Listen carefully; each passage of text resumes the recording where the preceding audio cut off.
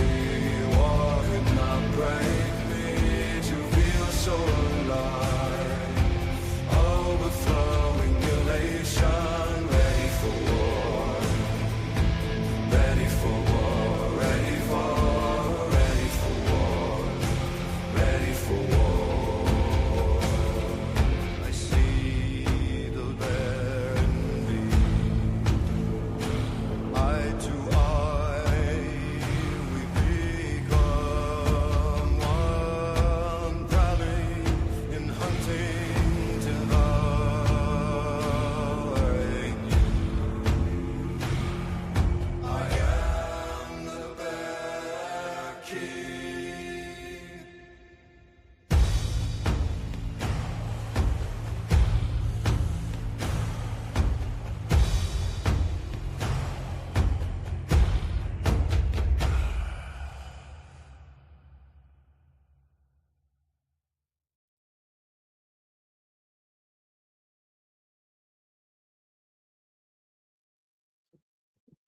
right, folks.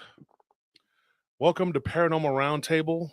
I'm your host, Josh Turner, and this is PRT.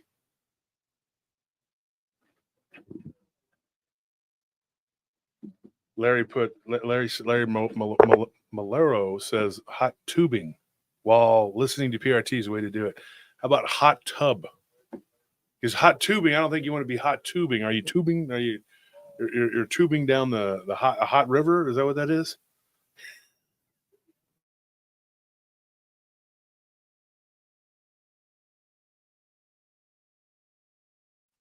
There we go. Hot tubing.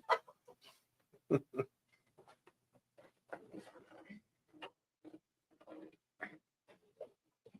don't know what hot tubing is like. I don't know what that is. You know, I'm teasing with you, man, Lawrence. I want to call you Lawrence. I don't want to call you Larry because that's another person's name. That it just you don't want to be known as that psychopath. That's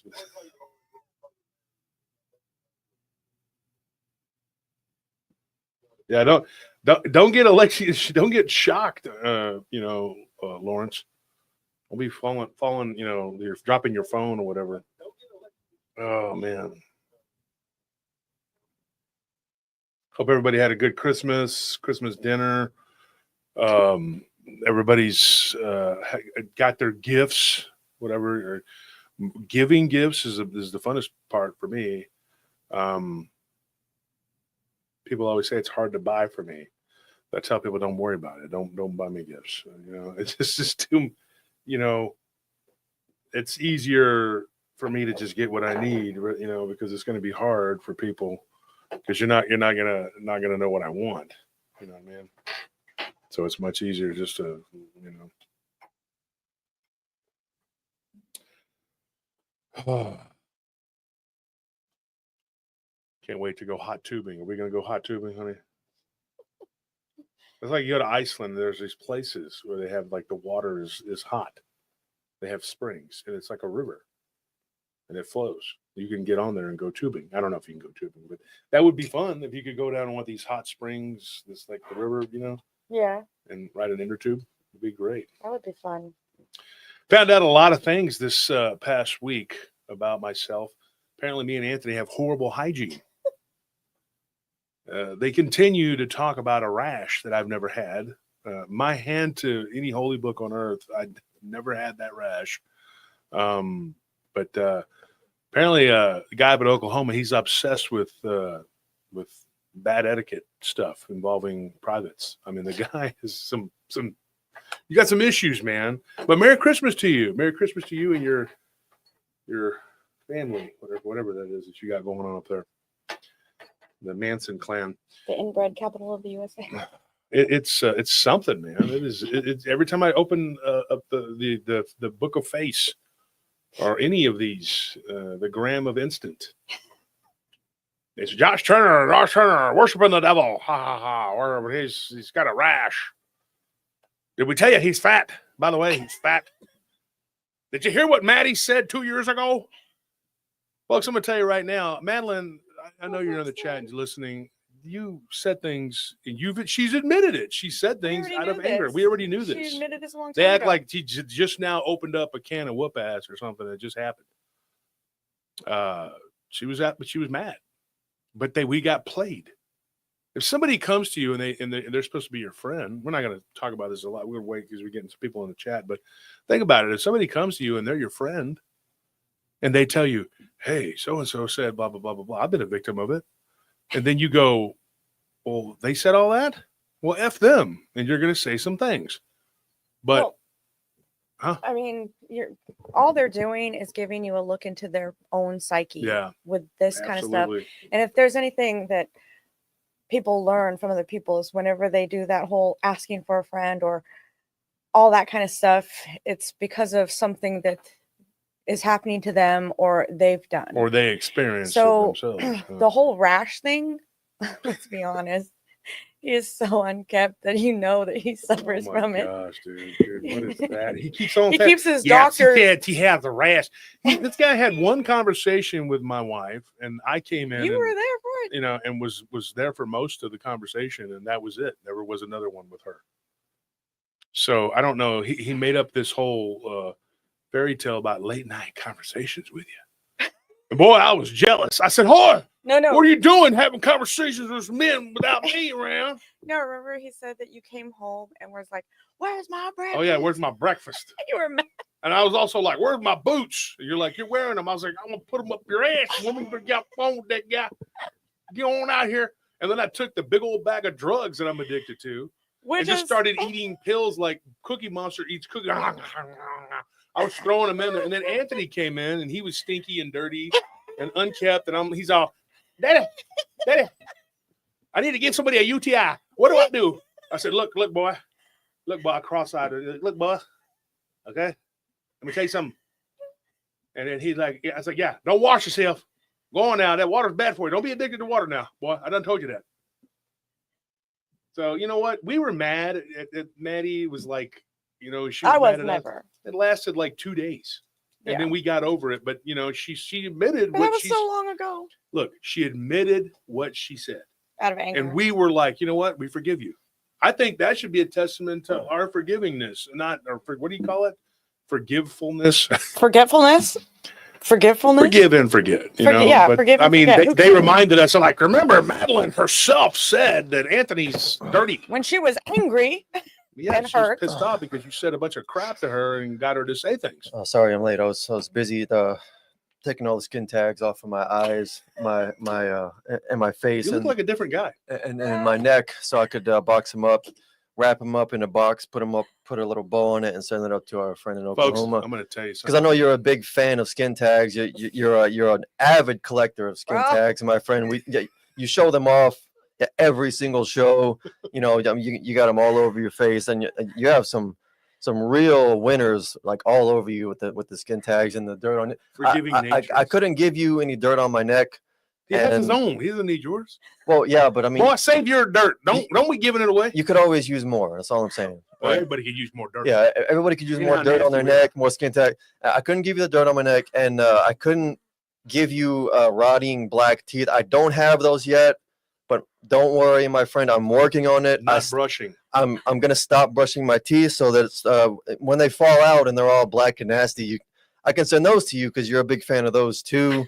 You're very proud of yours. You show them off every time you speak and smile and do the Stanley Kubrick looking through your eyebrows thing. Hey, we're gonna talk about some feet in front of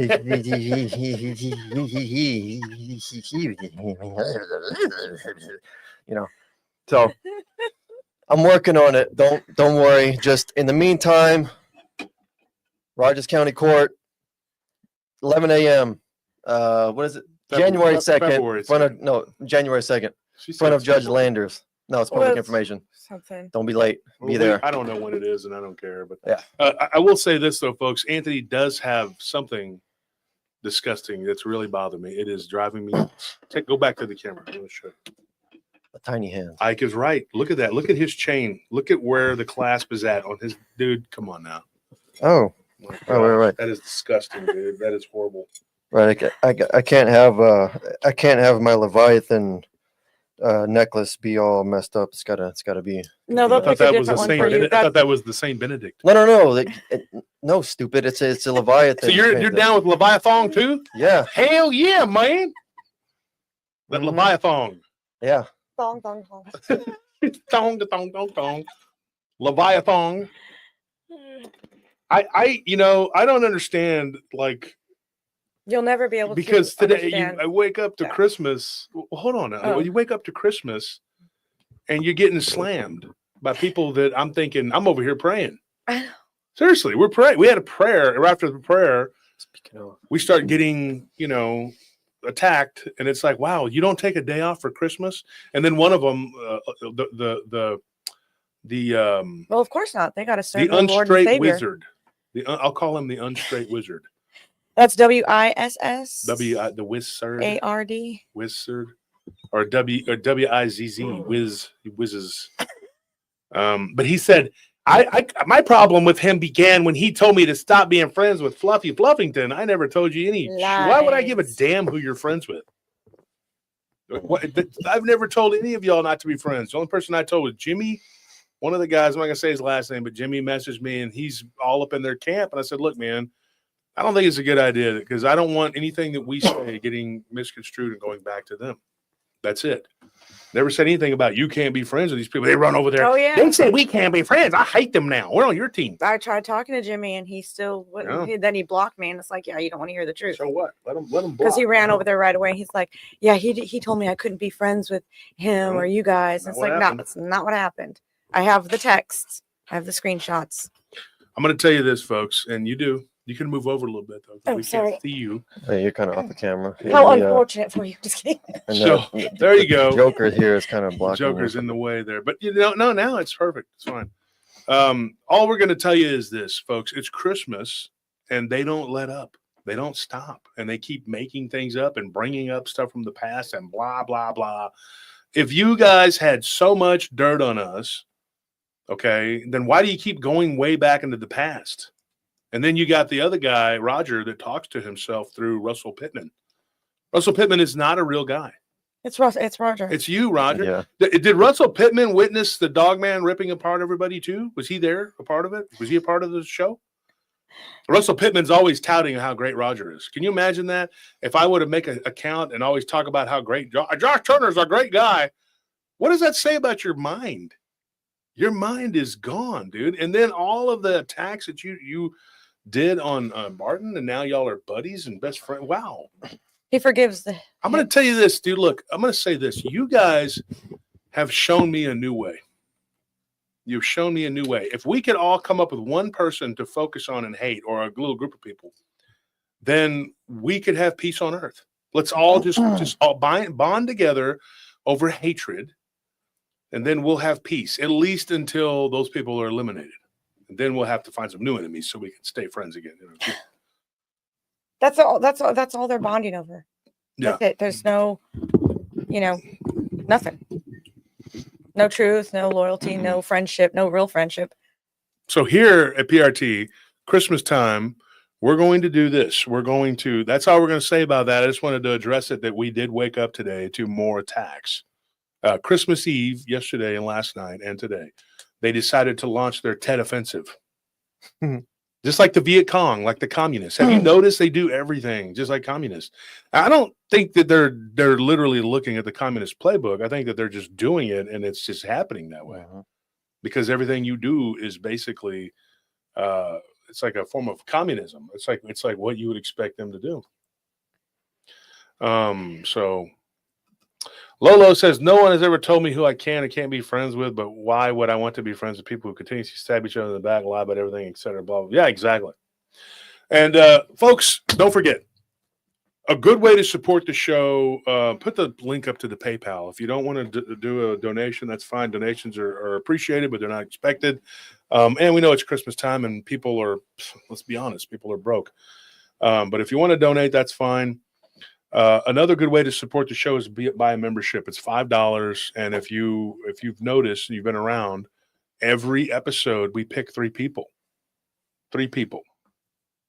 to win a prize. And so all you got to do is send us your shirt size. Okay. Bless you. Bless you. Excuse me, pardon. Thank you. So you okay? I'm fine. I'm making sure. So we had a great Christmas Eve too last night. I got to say it was really off the chain awesome. And we had a great Christmas dinner with Anthony's dad and one of his brothers and his uncle. It was fun. It was a great time. I haven't seen Angel in years. It was fun talking to him again today. That's his uncle. He's a real character. But we had a good time. And we had a great time last night. We missed one of the Christmas Eve celebrations because we had so much work to do. But nice of my Uncle Jimmy. Shout out to him. He reached out and asked me if I was okay and everything. And yes, I'm okay. Just busy as hell. But Chopper Dave, once again with the Carlos story. Folks, I'm going to tell you right now, that story has not been concluded for me, and I'm waiting for them to get back to me, and they maybe never will. I don't know, but I don't want to tell it out of turn. Okay, so that's what's going on with that. I didn't put it on the back burner on purpose. It's because Eve told me that there was more to it, and she's like, "You need to hear this other guy's part of that." Because it was a very in-depth thing. Because I mean, you don't have to make it in-depth. Mm-hmm. We do that because we flesh it out. We could just tell you the basics of it, and you would be like, "Oh, that's an interesting story," or I could tell you the whole thing. But yeah, it's one of those things. I may have to just do what I know. Well, we're waiting to get all the fixings. We're waiting for the fix. We'll see. We'll see what happens, folks. Waiting for all the vittles. Yeah, waiting for the vittles to come in. But anyway, folks, we're not gonna. It's 264 people. We're not gonna sit here all night and talk about these morons. But just thought I'd bring it to your attention because there's ugly rumors going around, and they're bringing up stuff that Madeline had said in anger that we already forgave her for. We don't even care. Madeline called me a poo-poo cockahead. I called her a little B word. All right. Because we were played. Now, we talked to Madeline about it last night. She was in Chicago enjoying her. She got an AK-47 with a bunch of 7.62 rounds. Oh, great! So she can dislocate her shoulder. Yeah, because she needs it over there in Chirac. She's going to leave it there so when she travels to Chirac, she has something to defend herself with. She'd go flying back like a cartoon if she ever shot. That is the preferred weapon of the gangsters up there. Yeah. So I told her, I said, look, call them Dracos. Yeah. You got to get it. Get that Draco going. So it's hard out here. Exactly, Maddie. Pimping ain't easy. Pimping's not easy. I've been pimping for years. You know what I'm saying? And it's hard. It's hard. Y'all all read the stuff about my wife. She was a gangbanger on the bikes, gangbanging, hanging out with bikers, the Hell's Angels. She was crazy. She was a biker chick, rolling, the outlaws rolling. Yeah, she was on what is it called with the wild one? What is it with Marlon Brando? Oh, what is that one called? Lowrider? No, it's called the Easy Wild Rider. One. Oh, no, I don't know. What is it called? The biker movie with Marlon Brando. Somebody I've look never it up. Seen it. Anyway, that's. No, it's not Easy Rider. No, I actually watched that movie on Russell's recommendation. And Russell. Man, that's Russell Clark. He was like, "Oh man, that movie something's great." And then I watched it, and I'm like, waiting for it to get great, and then there's like a 5-minute scene of like just them hallucinating, and it's just like, dude, what the heck is going on with this movie? Chris called it the Wild Bunch. Yeah.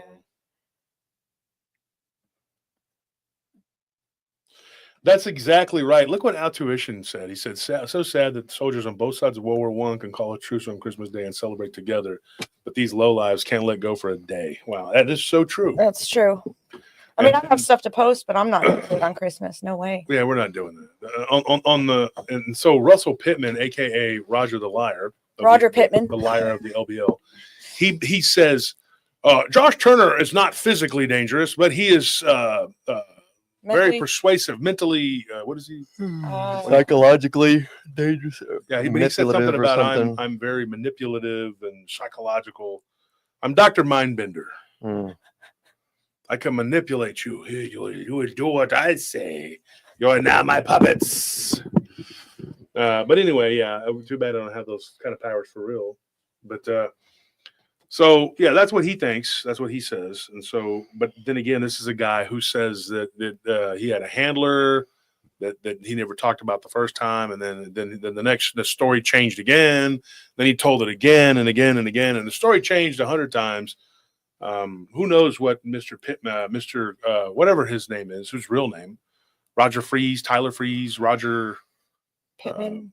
Roger, I don't know his real last name. I forgot it, but anyways, whatever Price or whatever Mr. Price will come up with next.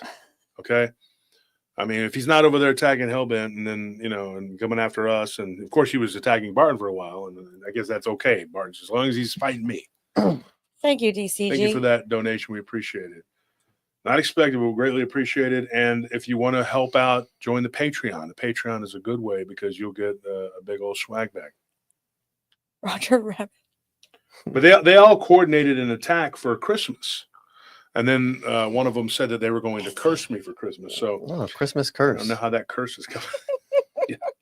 I don't know how it's coming along. It's not going to be in the stocking or under the tree. Guys? Well, we had Yeah, I mean, is it almost done baking? Because we just had a good Christmas and we're still having a good one. So you must really suck at your craft at putting curses on people and whatever. He's You're like, not I'll very good show at you. He's over there making a homunculus. Yeah. He's doing it, man. He's gonna do it. Maybe you're not like tossing the right kind of chicken bones on the table or something. You got to get like some rat bones or something. I don't know what it is you use, but the chicken bone method isn't working. Or maybe you have to use like KFC chicken bones and not Church's chicken bones. I don't know how it works with you people, right? But I know there's chicken bones somewhere. I have no idea. You throw them on a table, and you read the future, or you put the hex according to how the chicken bones are, right? Or something like chicken, or is it chicken feet, or is it pig feet, or is it collard greens, whatever it is. I don't know what you people use for your curses, but it's not working. So I don't know. You might want to consider a different hobby, man. That's all I'm saying. What'd you say? So thank you for that donation, Fox. Stacy Lewis says maybe they should stop doing animal sacrifice altogether. Slim Jimmy's he knows. Look, it's Popeyes. That's what I was thinking. It's Popeyes. It's Popeyes. You got to use Popeyes chicken bones. The Cajun They persuasion. got that Cajun flavor, that spicy. Oh, flavor. I don't eat fried chicken anymore, but when I did, roadkill bones. Red beans and rice. Oh, what was that? There you go. Roadkill bones. There you go. Rita. Them Popeyes biscuits are more deadly than anything else. Eat one of those without water, you might die. Wow. Oh, did you see what Chris Anderson said? Yeah, I know. I saw that. Oh, Maddie, love that chicken from Popeyes. D says, yeah, remember that? Curse. That was, how do we should read it? Thank you, Susie. Thank you, Susie. We love Susie. Susie's so sweet. She's awesome. She gave us our plaque. We won. We won an award from the Jago Association. It's really just Susie's the one woman council, and she made that call. Sacrifice a whole bucket. There you go, Rodriguez. Turkey neck bones. They're throwing the neck bones out there. Oh, okay. You got to let them marinate from Thanksgiving to Christmas, though, in vinegar and salt and barbed wire and toenails. That's so cool, Brewster. But you have and to Rusty have faith. Staples. Yeah. Fright night. Yeah, the way the guy laughed. You have to have faith. I thought that kid that played in the newer version, it's several years old now. Yeah. But it was, what's that guy's name? Wedge. Colin Farrell. And then that kid that played McLovin.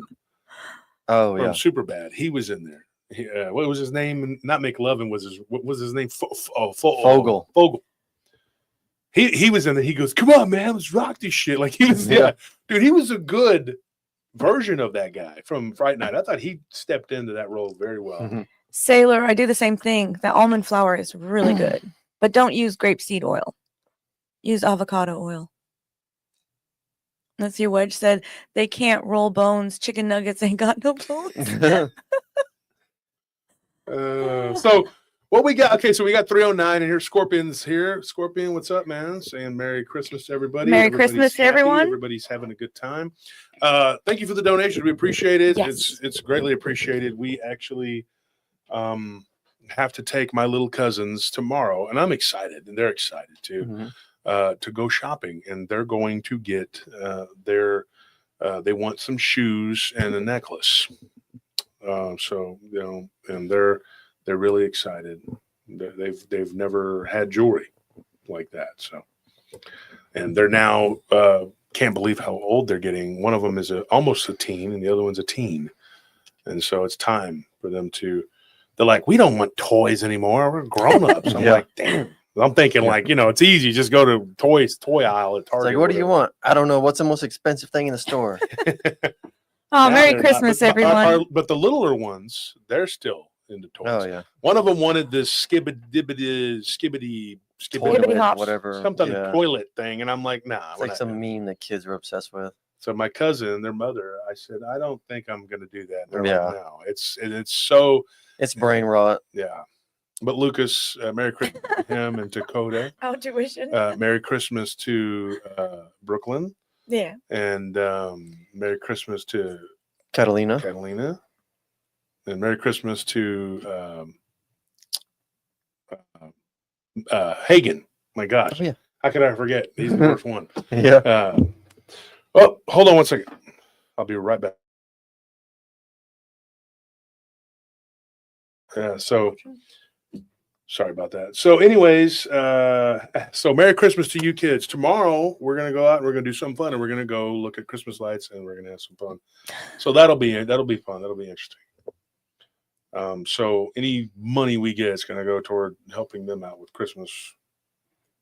What they really want is a go-kart. And we were like, nope, can't do it this year. But maybe sometime after the spring. We got to see how much we're going to have after tax. When it thaws out, and see if there's any money left on the ground after the freeze thaws. Yeah, that tax time is brutal though. So yes, it is. So yeah, so that was the thing I was going to ask if anybody knew about this skippity toilet thing. Somebody just said it's demonic for real, and it sounds demonic. It looks like it. When I saw it on the shelf, I was like, "What in the hell is this?" And I'm like, "I'm not doing that. I'm not going to buy them a toilet thing, you know." Oh, yeah, coyotes are evil, Amy. Yeah. So I wonder if is she referring to their dog? No, she said that she said her dad had to let his dog inside the tractor cab while baling hay. Yeah, I know, but why? 3 coyotes chased the dogs right up into the tractor. Well, what prompted that? Because someone else was saying something. She's answering Stacy Lewis. So, Amy, interesting that you say that, because our cousin that we're talking about out at the ranch, their dog was snatched up by a coyote yesterday afternoon. It went missing. Thank you. And name is Honey. She's the sweetest little dog. She's a little terrier. She's an awesome little dog, and she's a sweet girl, but she was left out. They have small children, and the youngest is 2. Okay, and the oldest is 14. But yeah, and so one of the kids, the bottle opener.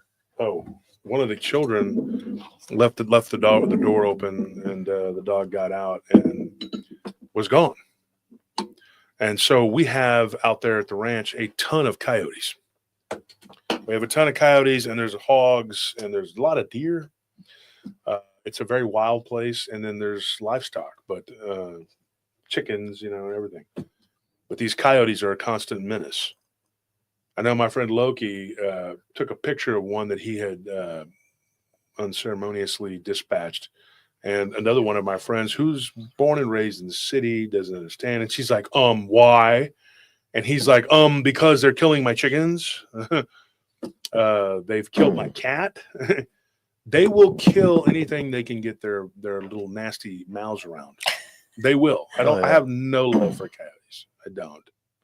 I really don't. I mean, if a coyote is inside the city limits, I'm kind of like, well, we kind of moved out to the, Yeah. But if I'm out in the country, I feel a little differently, because we're out there and there's a million different rabbits out there for them to eat. They are everywhere. Yeah. It's just like cottontails are just moving around like little Furbies, just rolling. Am I joking? No, they're everywhere. It's so amazing with little bunnies everywhere. But so I'm a little less forgiving, because look at you, dude. There's prey everywhere, and you're choosing to eat our chickens. You're choosing to eat our pets. So I'm not very forgiving when it comes to my animals that I have a relationship and bond with. Not having it, dude. Sorry. So Jimmy has bobcats chasing. Oh yeah, I saw a bobcat the other day when we were coming home, me and Anthony. Remember you said you heard one outside? Yeah, I heard one too. Oh. Yeah, they're out there. There are bobcats out there. There's wild hogs out there too. You can see the divots that they make. And they're sneaky though, dude. They hang out in the tree line during the day, so you can't see them. And then they roam around at night. And then the coyotes are everywhere. And there must be a pack of about 30 of them out there, because it's loud. They get real, and they're aggressive. So I hate to do this, but I'm going to need to make a phone call. Okay. It's about work. I have to get this done. So we'll just take a quick break. You guys can run to the restroom, take over. get something to drink. I'll just read what they're writing to each other. Yeah, just okay. Let's see what we got. Okay. Here. These things always Answer come the up. phone. We have breeding coyote couple around here, and they won't do anything about them. Ooh, so they're gonna have a lot more. Yeah, if you've seen what coyotes can do to people's pets and their livestock, like you'll have no sympathy for them at all. I mean, people who didn't. Oh, thank you, Titoe. Thank you. So only good things for you all. Love and light now and always. Merry Christmas. Oh, Merry Christmas to all of you too. Yes. He's got to check in with that Santa. Do you guys have any questions? Let's see. Time to take care of some song dogs. They make beautiful music. Is that slang for coyote? Oh yeah, song dogs, because they're always yipping and yapping. Yeah, they get loud. What did you get for Christmas? What did you get for Christmas? What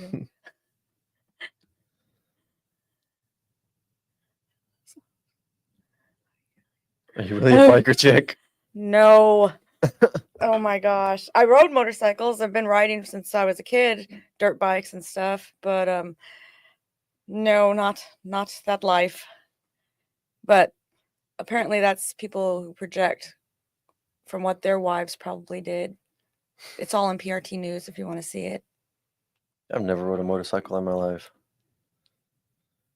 Oh, Nikki, I want to yeah. ride a four-wheeler. I can. Hopefully I can get this out because it's just it was a fleeting thought. Regarding Deja Vu. It's just a thought. That while you're experiencing Deja Vu, that you're experiencing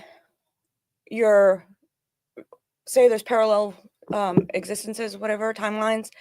When you experience Deja Vu, you're experiencing another timeline you in that very moment. So it's not a past moment, it's not a future moment. You're experiencing a simultaneous moment from the past and the present, or the future, whatever, whenever, because someone else is experiencing deja vu, but you're not aware of it because you're the present.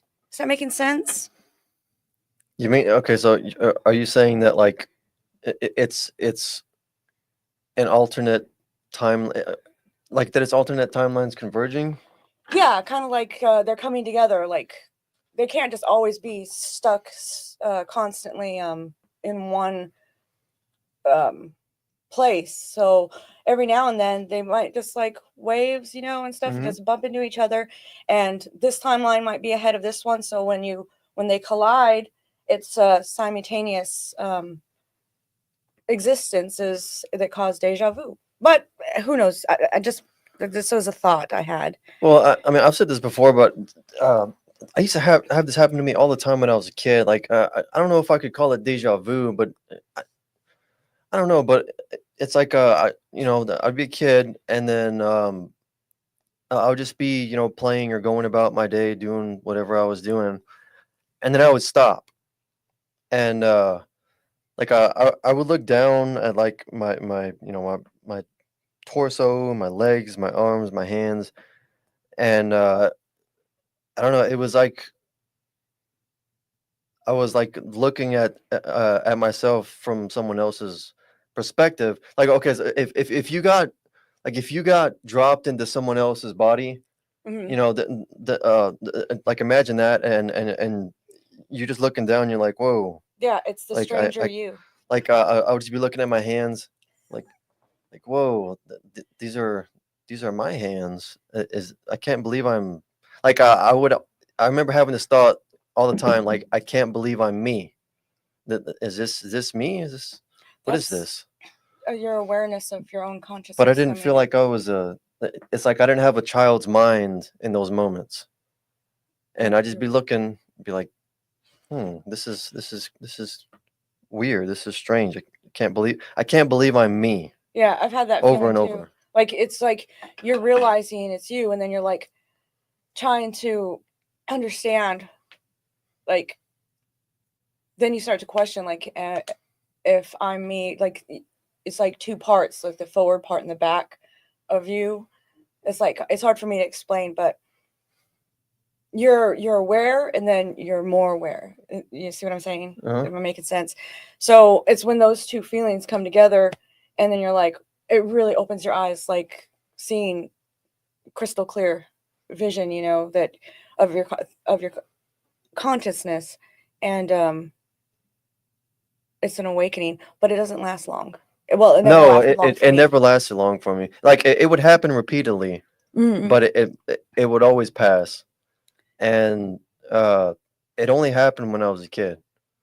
And like when I was a kid, also like the one thing that always happened, but it stopped when I stopped being a kid, was that like every time I lay down, I would feel very strongly like someone standing over me, watching me, and like I would open my eyes and there wouldn't be anyone there, and then I'd close them to go back to sleep, and then that feeling, like you can feel when someone's just like looming over you.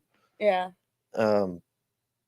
It's like all the time, but it was only in that house on Travis Street, like one of the first houses that I lived at. Like that's the first house that I remember being at. That's the same house that I remember. I told you, like I watched my mom change my diaper on the bed, but from like I was watching it from the doorway, and from like an adult's perspective, like 6 feet off of the ground. Yeah, that happened to me. I remember getting my when I was a year old. I was telling my dad this. I remember the yellow Mustang, the yellow car, and he was like, "You can't remember that car.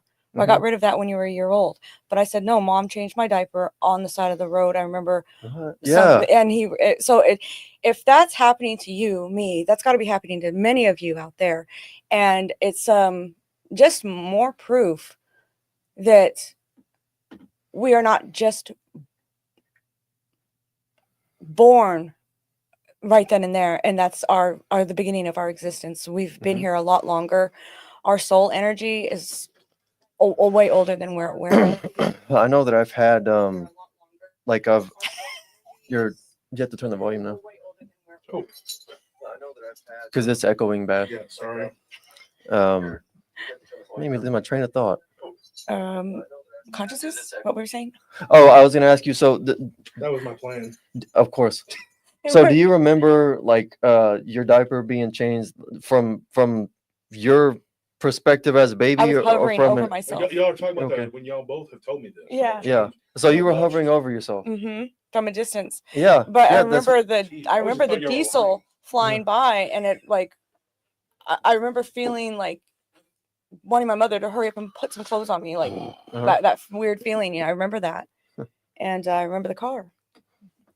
So I don't know. Maybe other people. But like what you're saying about alternate timelines definitely resonates with me, because I've had like these like in my mind's eye, these like images and like sounds of like this version of me like of what could have been, and like I feel like just intuitively like that it's not something that I created with my own mind or imagination, that is something that like I've just perceived somehow, but like like there's this alternate version of me who's like just not a decent human being at all.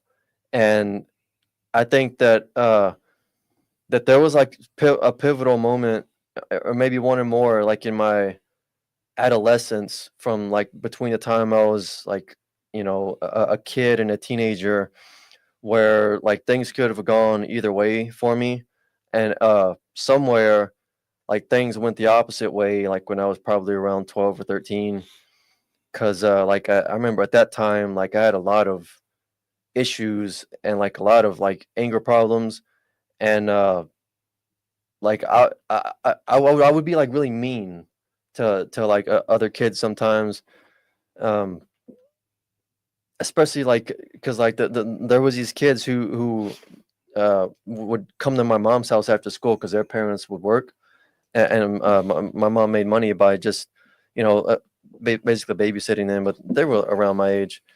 But I guess I was so unhappy in my house I couldn't stand. A part of me couldn't stand watching them be happy in my house because it's like, why do you have something that I don't? And somewhere in some alternate timeline, that feeling, that envy, just like overtook me and turned me into something like mean and nasty, just like an ugly person. How old were you? Oh, thank goodness you probably, I think at that time, 12, 13.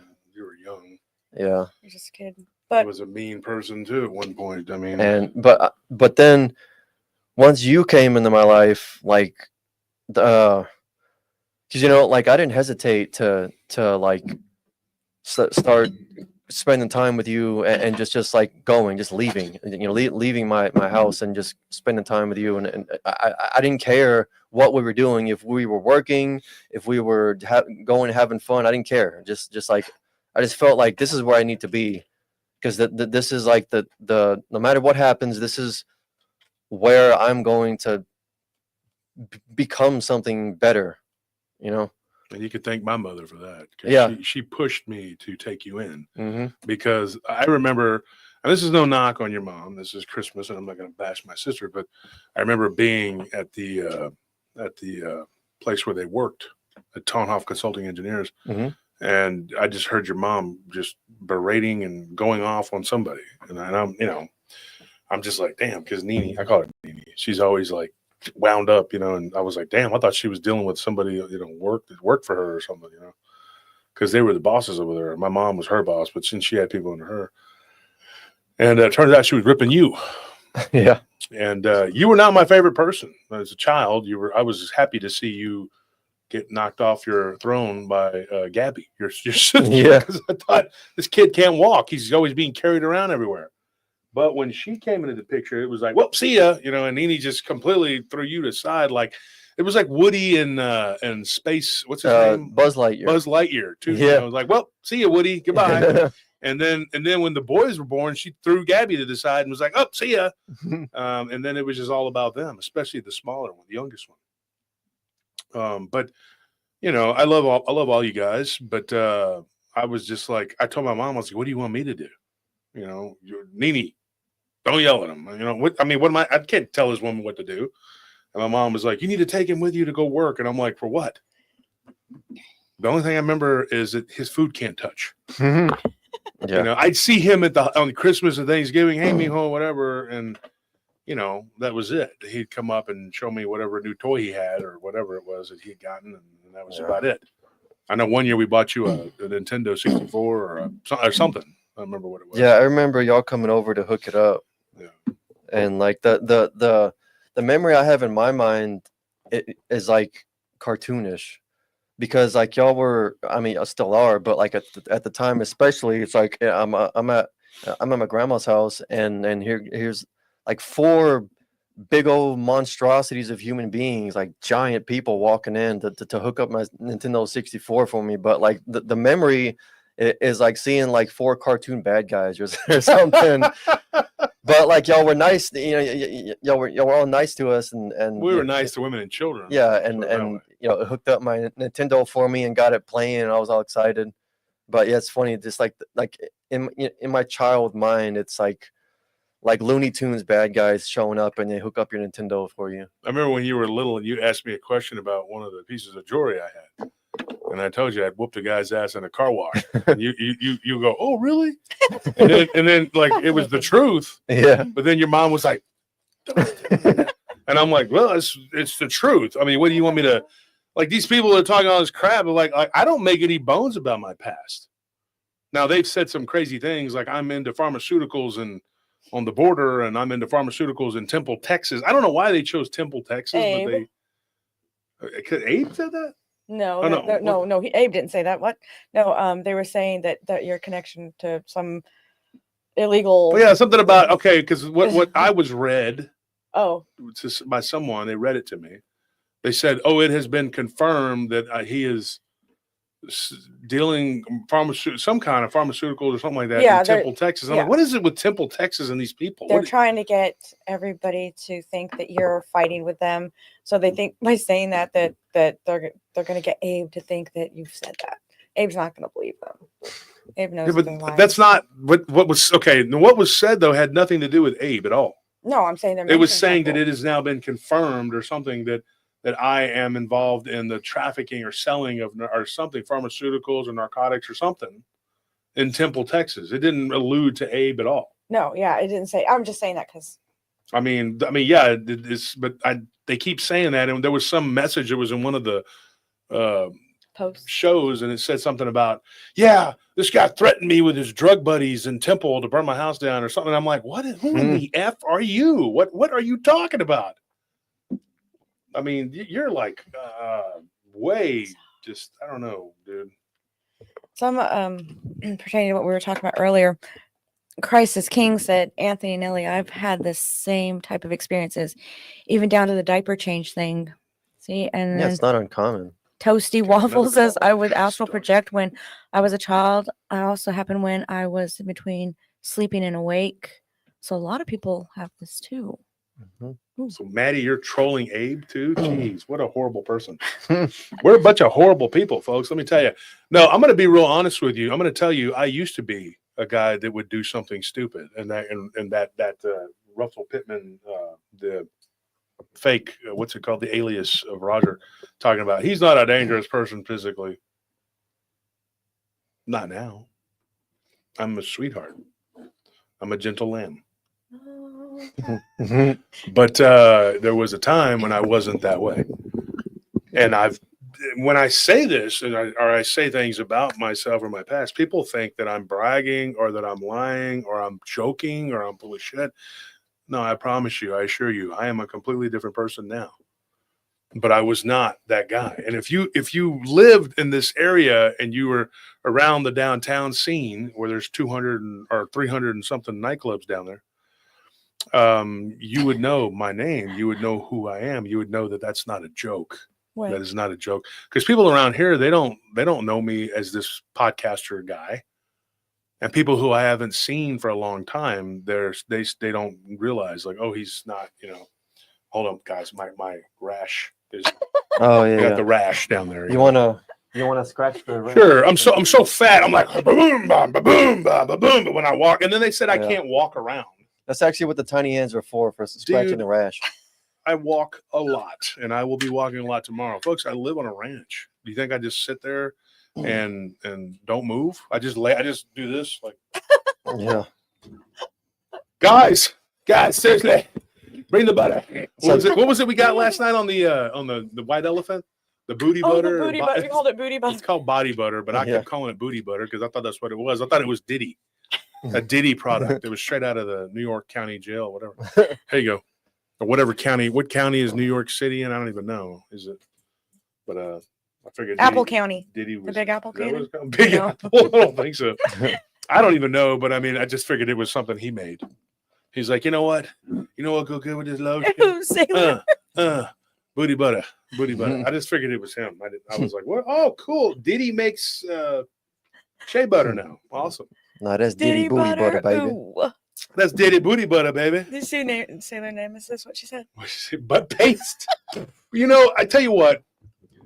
We're not going to get into this toilet humor now, Sailor. Okay, the skibbity, whatever it is that Lucas was wanting. No, we're not doing it. Thank you, Curtis. Josh is a wonderful person, proud to call a friend. Aww. Yeah, Dee's right. It was never. Thank you, Curtis, for that. No relation, but we might as well be. Great guy. Dee's right. He's like, he literally knocked people. There was a couple that were. I was accused of changing their mental faculties, but they weren't using them anyway because they wouldn't have started what they did if they would have. And this one girl, she's like, my brother was going to be pianist. I'm like, that guy? I thought he was just a drug dealer. I didn't know. Every time something bad happens to a criminal, they were going to college. They had a bright future ahead of him. He was going to be a scientist and all this. His IQ was 200 and now it's it was an astronaut until Wolf got a hold of him. Never mind his mile-long rap sheet. Forget all that. He had a bright future ahead of him. Yeah. They're always a scholar. My baby ain't do nothing wrong. How come there's never somebody that gets shot in the hood and they're like, that guy really had it coming. He was horrible. He was doing horrible things. Because usually they get shot. But it's always like, oh, they were going to college to change the world. They were curing cancer. And look what you did. And somehow the people that shot him aren't even really responsible. It's a system that did this. The system. Yeah. Be safe, 86. Merry Christmas. Sorry about that. What Scorpion said, I've heard people tell me that they changed the ways we open up. Yeah, I've actually had people tell me that. We had some funny things that we had. One guy, I remember one time, I'll never forget, Chief and Loki, everybody were out there, and Chico was at the door with Squid, and Dee was there, and this guy, he walked up, and I thought it was kind of jacked up, but, I mean, he kind of got messed with, and so Dominic, he grabs like a banana or something, and he was like, hey, man, what was it like when Wolf beat you? And the dude didn't balk. Like, he was a cool dude. He was an African-American guy, and he was just like, he's like, well, it sucked. He was like, I didn't think it was going to go that way. I really thought I had a chance, and I did not expect that level of brutality that he said so quickly. He said so quick. It happened so quickly. It spiraled out of control, and I didn't think he was that fast, and it went downhill real quick. And the guy went into this funny explanation. We all had a good laugh, and he was a good sport about it. I thought, oh, this guy's you're gonna mess with his pride. Now he's gonna want a rematch, and I'm over here trying to eat hot wings or whatever. And I'm like, dude, don't antagonize this guy. But it turned out okay, and I took him inside and got him a shot, and we became friends. That's awesome. His name was Bevan Jordan. We became friends forever. We called him BJ. He didn't like being called that. Missy Bash, and speaking of BJ say that they can't remember their childhoods. There's a lot of people. Yeah, if you're a millennial, you might not be able to remember your childhood. Missy says she's only 54. I didn't. Well, Missy, you're not much older than me. You're about 5 years older than me, but still, there's a lot of people who can't remember their childhood, but mostly millennials. It's really weird. But that could be childhood trauma. We don't know. Tito, I didn't thank you. Thank you for that donation. I was on a call dealing with work, trying to get things covered. It's hard on Christmas when people like Maddie take off on vacation to go to Chirac. BJ says she's 61 and she doesn't remember either. Well, maybe because now you're too far along to remember. Maybe you remembered last year. Now you don't. No, what if maybe that happens to me? What if next year I can't remember? What if I go to see the Pope and I poop myself? It happens. It happens. Okay. I'm kidding with you, BJ. BJ just recently, she had a birthday. Happy birthday to you. Happy belated birthday. Sorry. She said, no, I never could remember. Or you're just not remembering now that you couldn't remember or you could remember. Oh my God. You don't know what you could or couldn't remember until you can't remember it. Then it won't matter. Are you sure you're remembering that correctly? You won't not be not remembering in no time. And as Ariana Trudel says, I remember my childhood good because I do too.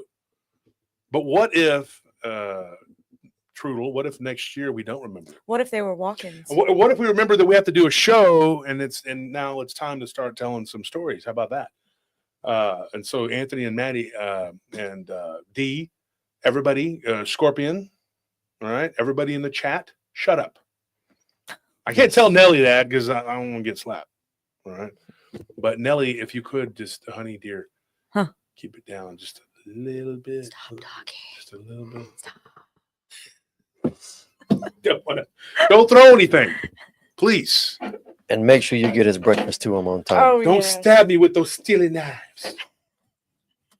You can stay. We used to have a friend we called Big Head George.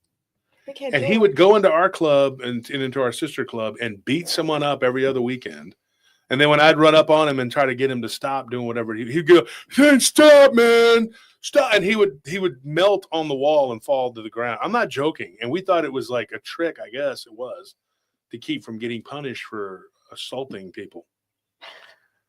Eventually, he did that outside. He got in trouble with the cops, but we called him Big Head George, big old forehead. He was Dee's friend from back in the Proteus days, and so.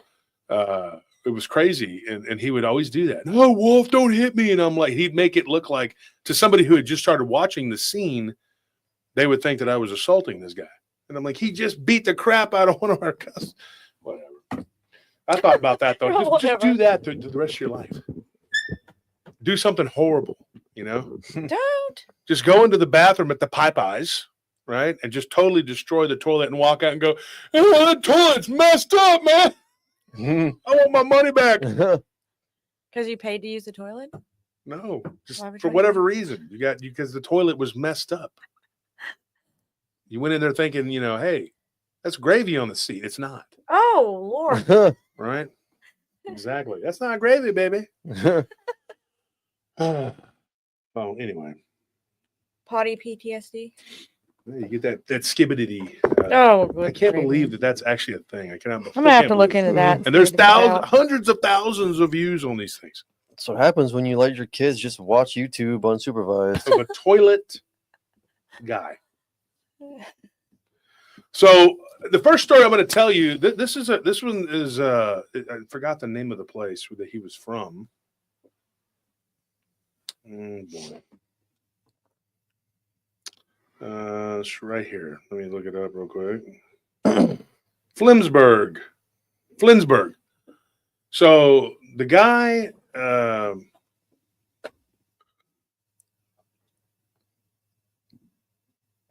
okay? Yeah. I had to look up the story. The guy, we'll just, this isn't his real name, but we're going to call him Hans because it's a German name. We're just going to say his name is Hans.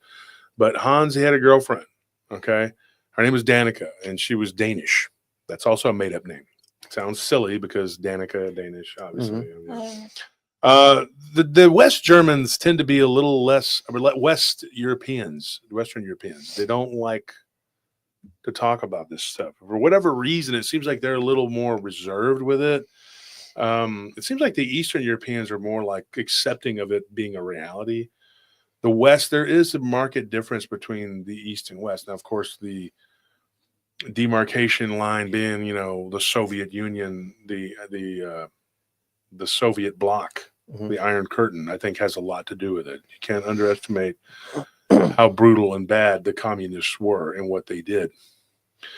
But Hans was actually, Flensburg is near the border with Germany and Denmark. And so there was a girl in a village just across the border, and they, their parents were farmers, and so they became friends, and they grew up together. And just one second, folks.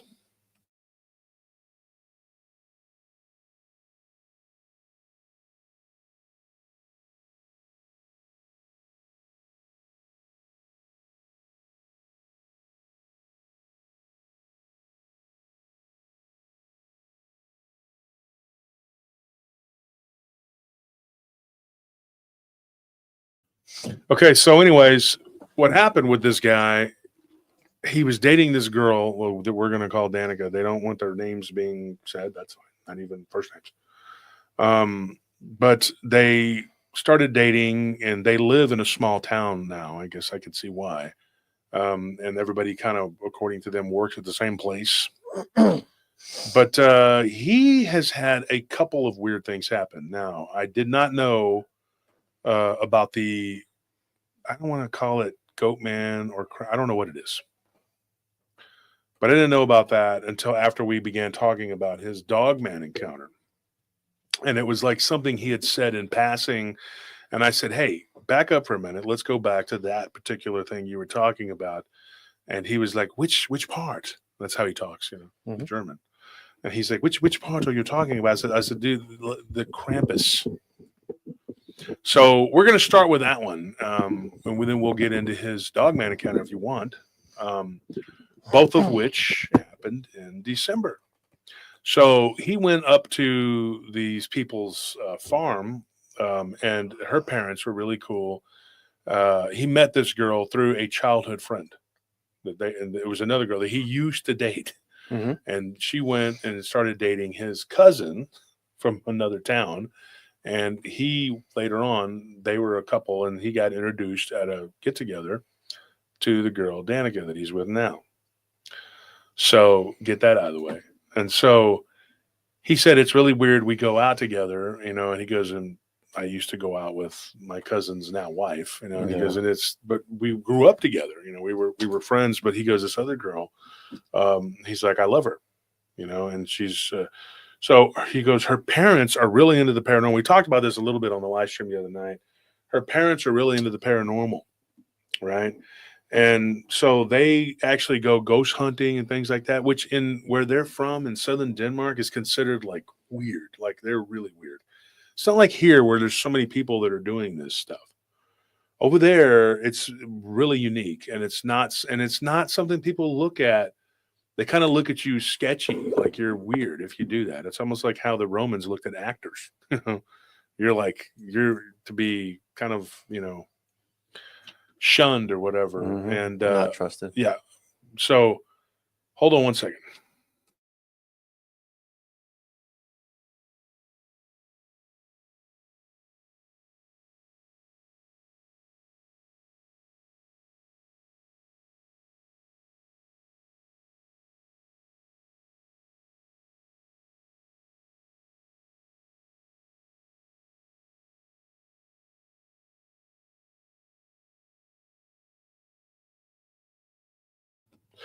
So anyways, sorry for that, folks. Got some stuff going on. Work is really okay. It's a pain. Okay. So it just stuff keeps popping up. It's Christmas and we have a lot of work to do. So they like to go to haunted farms. Mm-hmm. They go to haunted buildings and cities and things like that.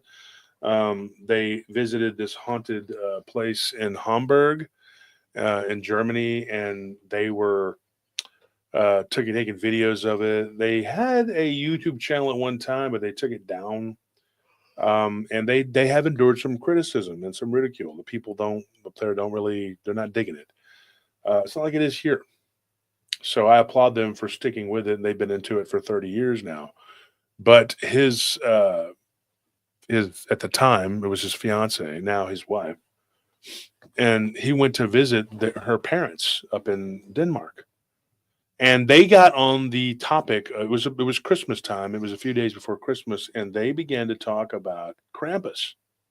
Now, being that it's like a kind of a German myth, the mythos is kind of rooted in Germanic legend. Now, we've talked about it in the Scandinavian countries as Black Peter, mm-hmm.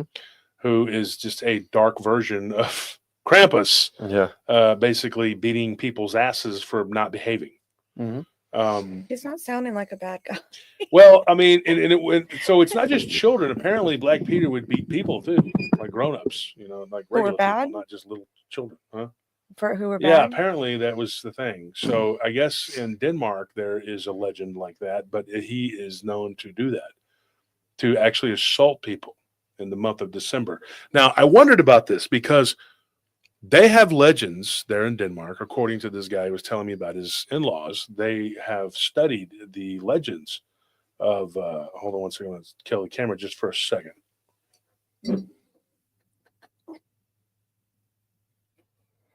I had to take my medication.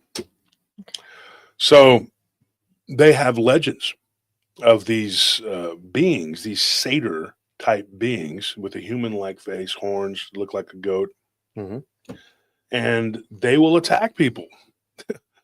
It's not talked about a lot because it's not something that they look at as, hey, this isn't dinner time conversation for the average Western European. So, you all right? Yeah, this cord is just right there. Everything's a mess in here right now. It is a mess up here. But we've had a lot of stuff we've had to do lately. And so we talked about this, like how there are a lot of these sightings and attacks and things that happen in December. And so I've wondered about that, if the legend grew in southern Denmark of Krampus because of these things attacking people in the month of December, and people saying, well, that's Black Peter. Mm-hmm. He's attacking you because you've been bad.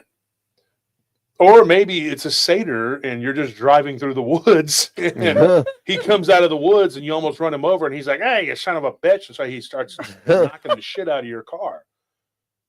Or he's just an evil turd and he's just like, get off my lawn. Thank you, spelling tea. He could just be an evil turd and just decides that he wants to do whatever it is he's going to do. Be funny if Black Peter was actually just people like waiting until Christmas, and then they just cover themselves in soot as a disguise, and they just go around settling personal scores, eating the shit out. Yeah, just like whoever disrespected them, they just show up and beat them. So don't forget, folks, and throughout the episode, it's Christmas. So today we're going to do a giveaway.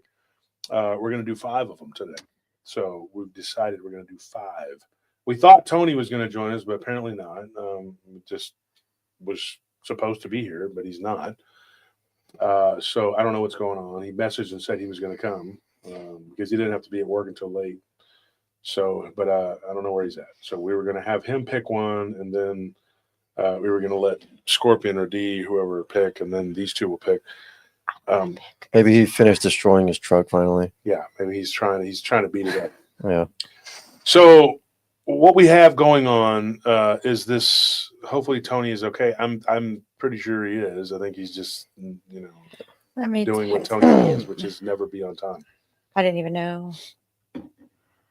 So you have the legends and stories, and people say that it happens around Christmas time. So this guy, Hans, has never met or never talked with them about this particular entity. He had a few awkward conversations about ghosts and Bigfoot and things like that. But these people are definitely 40 being like into all this weird stuff. And he said, dude, you would like them. They've done a lot of ghost hunting and stuff. So he's got me in touch with them. I have not gotten in touch with them yet to get any information from them. They are retired and they're older now.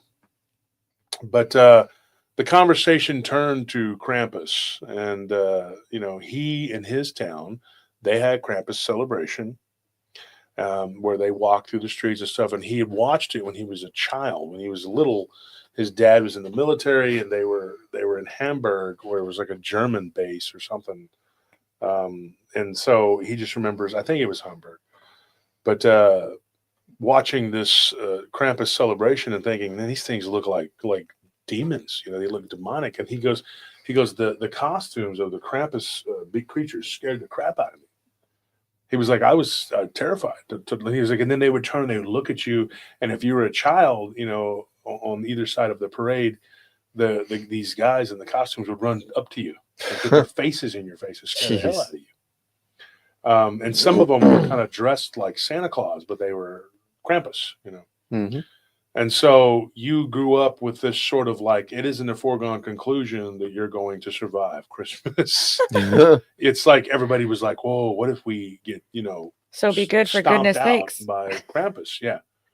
Because you don't know that St. Nick is going to come and give you anything. You might just bring Krampus and beat the hell out of you because you've been bad. And every kid in Germany is going like, what did we do? Right? So same thing with the Scandinavian countries and Black Peter. When you stop and look at this, though, objectively, just stop and look at a number of encounters that people have in December with these satyr-like beings, then you start to realize, like, maybe this isn't Krampus, maybe it is these creatures really do exist, and they assault people. Some people but how do they know they were bad? Go missing and have died from being attacked by these beings. But how do they know when people have been bad and which ones to target? That's what I'm saying. That's not the case. So they're just randomly beating people up? No, they're just running into them and they get assaulted, and then they're like, "Oh, okay, it was Krampus." Mm-hmm. One lady went into a cave, and I think it was Bromberg, but they went into a cave like right outside of the city, and it's like a shallow cave, but they found this being that was in there, and it had a large log, as they said, and it attacked her and her boyfriend. Now, this is a story that he gathered. This is the story that this guy, whose name we're calling him Hans. I wish I could move this table this way a little bit. Whoa. There you go. It's a heavy table. Yes, it is. I'm strong. I can't believe. So they got attacked. There's a little lake right there, and according to him, because after this happened to him, he started doing a lot of research. And the guy now is sort of a gold mine of information about these Krampus-like beings. I don't want to say Krampus because I don't think that there's just one Krampus. Please hit the like and subscribe buttons, folks. Please do. We thank you, those that donated, and we thank you for all your help. Please like and subscribe. That helps the show immensely.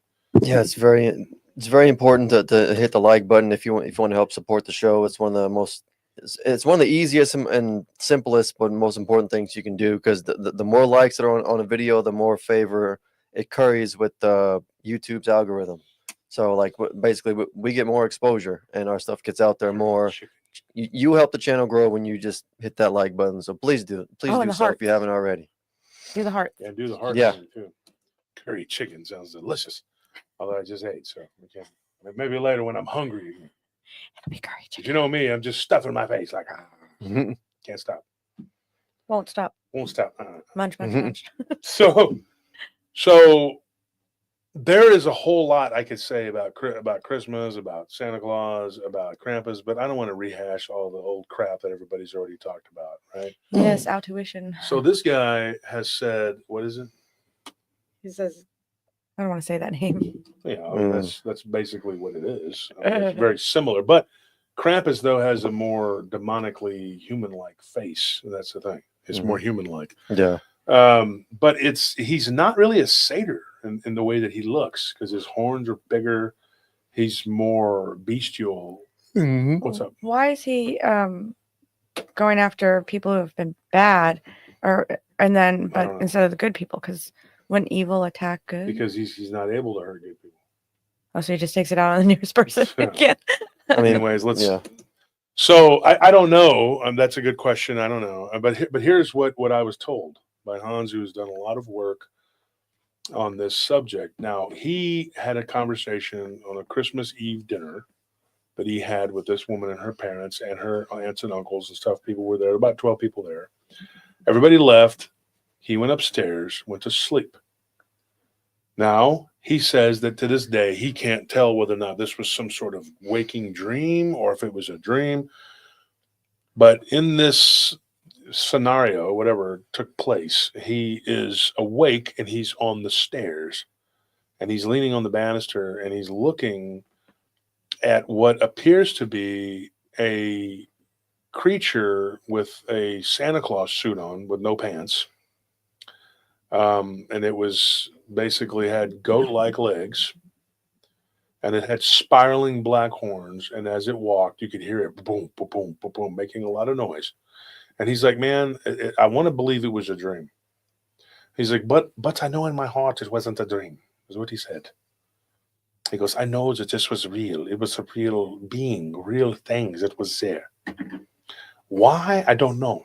Maybe because we talked about it at dinner time, and then there was a whole discussion on this guy and Black Peter, and everybody talk about this weird thing, and I see it.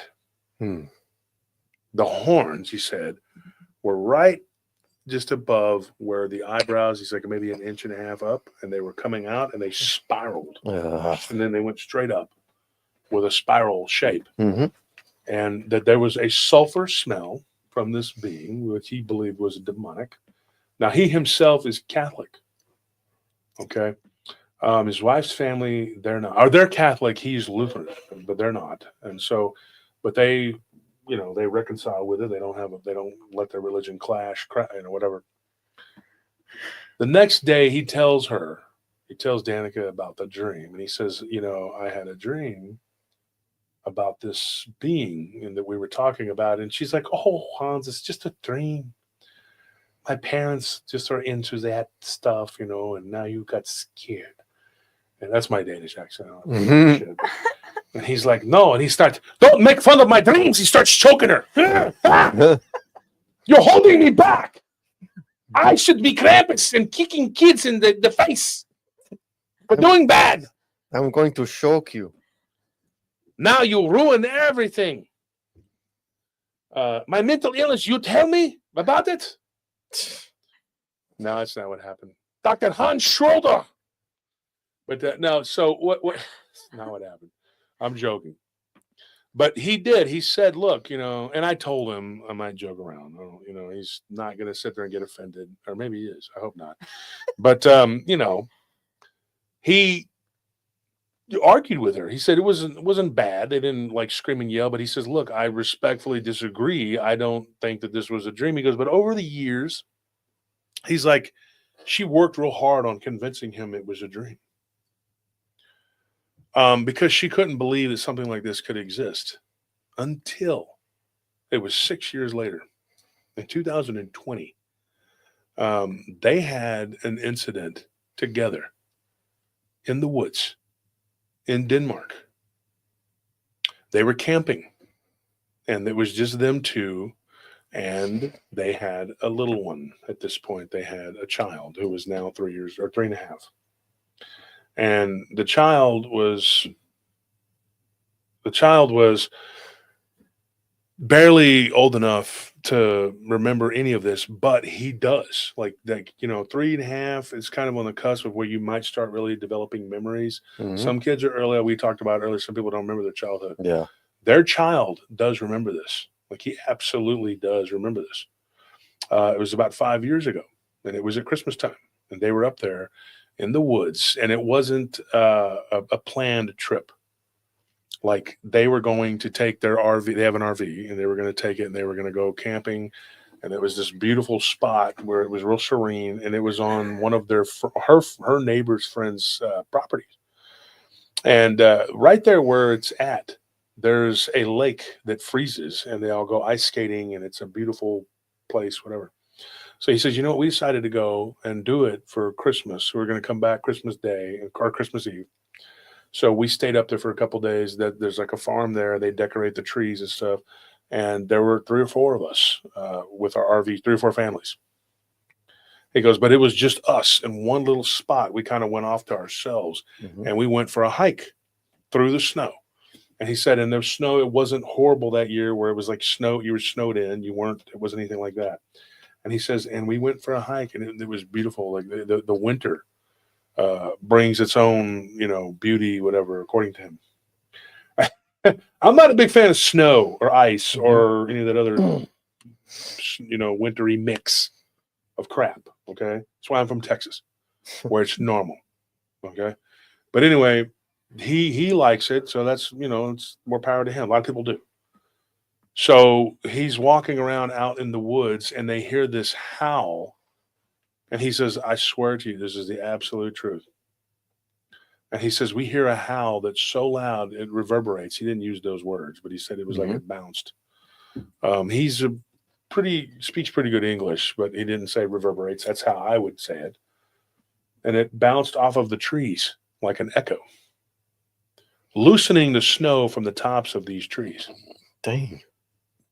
And he said it was so bad that our little boy started crying.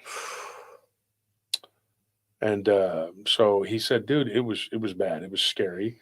So he picked up the son, and they started making their way. They weren't that deep into the woods, and they started making their way back toward their camper. A couple of her family members, one family friend, and then a family, and then another family of people that were friends with, they didn't know them that well. They were out there too. So they go and they talk to these people that are out kind of milling around by the pond where they're ice skating, and they have it all lit up. It's real pretty.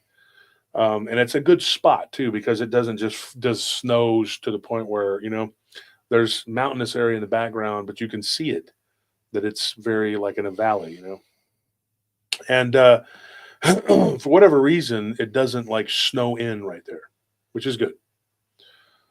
So you can get in and out, and it's a beautiful place. He goes, now, if you go back in mid-January, late January, he goes, yeah, you're screwed. You're not going to get in and out. But, late November, early December, you're good. Yeah. But they decided to go a little later this year because the weather was unseasonably warm, and they were able to get in and out. And so they were, and I believe it was 20. It might have been 21. I don't know. But anyway, the kid was 5 years older now. I guess he's like 8 years old or something like that. But they're 100% sure that this traumatized their son. But he looks out the window about an hour after this incident. It was almost dark, not quite. And he points outside, and he says, look. And he says, right when he points, they look. And this creature, it looked, he said, dude, it was weird. He's like, it was almost like a movie, like 3-dimensional, like when you see something in 3D. Mm-hmm.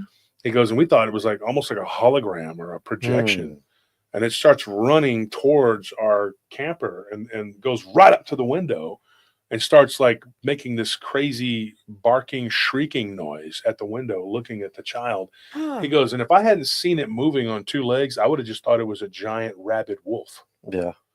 He's like, but my wife and me both saw this creature. And he turned and he said, my son looked up at it and just began to scream and cry and rolled off of the little couch thing that they had there. It's not a couch. It's some kind of little seating area. Yeah, setting thing, whatever he called it, something. Mm-hmm. And his son fell off of it and began to cry. And he's like, and then he goes, I didn't know, what to do. He goes, I'm a man. He goes, and I'm a big guy. He's 6'4" like me. He's a big guy. He's like, but I was not about to like confront this thing. All I could do is run over there and grab my son. He's like, and then we heard noise, like yelling and screaming and stuff going on. And this thing took off, which would have been to his right. That they were the closest to the woods. And then it went out into the woods. Mm-hmm. And then he said, everybody was yelling and screaming. So then he goes, when I was convinced it was gone, I look, and I opened the door, and there's our neighbors that were a little further away. They were, parked about 40 yards away. They were like, did you see that? Did you see that? And he was like, yes, we saw it. And he goes, they were like, what in the hell was that? So they talked to the owner of this farm, a guy named Stasian or Stasian, something like that. He had a weird name, but he's Armenian. Mm-hmm.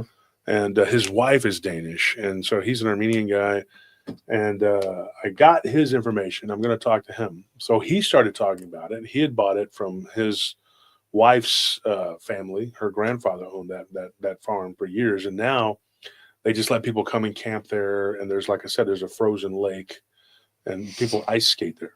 And they just have like little get-togethers, and they have a big barn where they have like reunions, like a hall. It's like it's a really cool place. And according to what we were told by Hans, that it's like a Viking hall. Like when you go, that's cool. It's really badass. So it's like, and it's been there since 1188.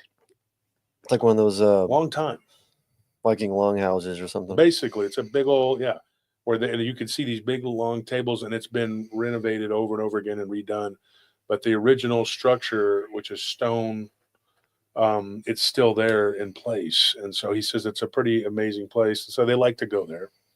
But like I said, and the guy that owns it now, he's pretty laid back. But since he purchased it from his in-laws, he noticed some really strange things. He says that there are some really strange things in those woods. So he was pheasant hunting out there one time with some friends of his that were from Greece. And they had come up there to visit, and he took them to the hall and whatever and showed them. And then there was a big celebration there that from some people from Sweden had come down to have a big get-together. And so his friends from Greece were there, and it was pretty cool. Everybody kind of mixed cultures and got to know each other. He said, so we went on a pheasant hunt, and they sponsor these hunting trips. And so when he went out into the woods, he goes, we saw this creature with what looked like a fox in its mouth. The fox obviously was unalived. He's like, but this thing looked like in the face like a wolf, but it had spiral horns on its head. Mm. And the legs were not paws, they were hooved legs, but it had a very Wolverine-like, which is, I say Wolverine is an animal, but Wolverine really means Wolverine, means wolf-like. Yeah. So it was very Wolverine look, to it. And he said that it was, that's my words, or the way they described it. So there was this creature, but other than the way that the head looked, it had the teeth and everything like a giant wolf, but it had spiraling horns, and it had these hands where there was just hair that kind of hung down off of its body and made it look like there was mostly hair underneath the arms, the bottoms of them. But the top didn't look, because the hair was hanging down off of it. Yeah. So there was definitely a chocolate brown color, because we were trying to get to the color of it. He was like, it was a brown type creature. So the hair kind of had like that hanging Spanish moss look. Yeah. Ugh. And he said this thing was disgusting, and it was holding a fox in its mouth. And he's like, we were all like holding, weapons that weren't probably going to kill this thing. Yeah. He goes, one guy had a nice 45 on his hip, and he pointed it, laser sighted it, and this thing dropped the fox and then began to like move its feet back and forth like it was going to run at them. So they told him, put the gun down, put the gun down. So he put it away, and then it stopped, and then they backed off and they left. Now, he told the guy that told us the story about Krampus. Now, he was intrigued by this because that sounded very similar, but not completely like what he had seen. So I asked him this. I said, did when you saw what you say could have been Krampus, a spirit, whatever, when it was there in the living room, by the chimney, no less, by the fireplace, he said, I told him, I said, do you think that this is something that was physical that was there, or was it a spirit looking creature? And he said, I don't know. Something in between, maybe. Which is what I would say. Something in between metaphysical, something metaphysical, physical and spiritual. And he said that the thing looked like it was angry, when he saw it in his in-laws' house. So after they see this creature, then he starts doing the research on it. Before that, his wife, she didn't believe in anything. She grew up with her parents being kooky like that. Yeah. And her other sister and her brother followed the parents, but she was the rebellious one and never saw anything, never heard anything. But this is the funny part. And I thought this was very interesting. He tells me, he says, yes, my wife says she never saw anything before, never heard anything, but talking to her mom, dad, siblings, aunts, uncles, and cousins, and grandparents, they all said that that's not true, especially when she stayed with her grandma and grandpa up in the middle of Denmark. She used to run and jump in the bed with them because she said that there was a bunny-looking man that would come out of the closet there. Oh, she probably mistook the horns for ears. Yeah, I don't know. But that it was a bunny rabbit-looking guy, and that he would come out and try to grab her, and she would run out of the room screaming. Ugh. But it never messed with her sister or her brother. She claims she don't remember this. But all of the in-laws seem to remember this, that he talked to, and they were like, no, she's choosing to not remember. But that's so when they had the Dogman encounter, he said it was terrifying and it traumatized my son. He goes, I wouldn't want that to ever happen. He's like, but the one good thing that I took away from it was it scared the hell out of my wife. See, you were glad that it scared the one good thing he took away from it. And it's funny because I told him, I said, so you were glad that it scared it? He goes, yes. He goes, no, I mean, I didn't want it to, but but it happened, and now she believed me, Yeah. And so he goes, now she believed me. He said it just like that. No believed. No beliefs, just believe. Yeah. She believed me. And so he said, yeah, Donnie Darko vibes, Amy, for sure. And so, yeah, let's post that there because that's definitely weird. And so, dude, it was creepy to say the least. When he was telling me that his wife, after the Dogman encounter, she started having dreams of get this, that they were in the woods out there in Denmark, and that they were running through the woods, and there was something chasing her, and that she would fall down and she would have to crawl on all fours to try to get away from it. So one morning, like 8 a.m, he wakes up to go to work. He's like, it's in the middle of winter, and he goes, and it's cold as hell. And he goes, and I'm just not feeling it, He goes, and I get to go to work, and my wife is crawling around the floor with her eyes closed. What? Yeah. Kind of like sleepwalking, but not really. So I don't know, man. But so I mean, was she like she wasn't conscious and aware when she was doing this? No. What? She was not realizing what she was doing. So you're not supposed to wake people up, they say, that are sleepwalking, but he did. And she was just like, whoa, where am I? What's going on? She had no.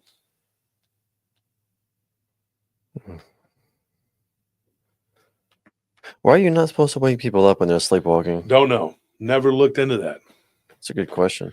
I've heard it said, and I don't know if this is true, but I've heard it said that if you try to wake people up, that it can make them freak out or whatever. But I've never looked into that. I haven't dealt with sleepwalking as much as I have in the last few years. It's been a lot more than it was. So here's the one takeaway. So the Armenian guy who's now owns that land or whatever, who's pretty, and it's cool because he's really into Viking culture, he's Armenian. And he's a Russian Armenian, but he's really into like the whole culture and preserving. Hold on one second.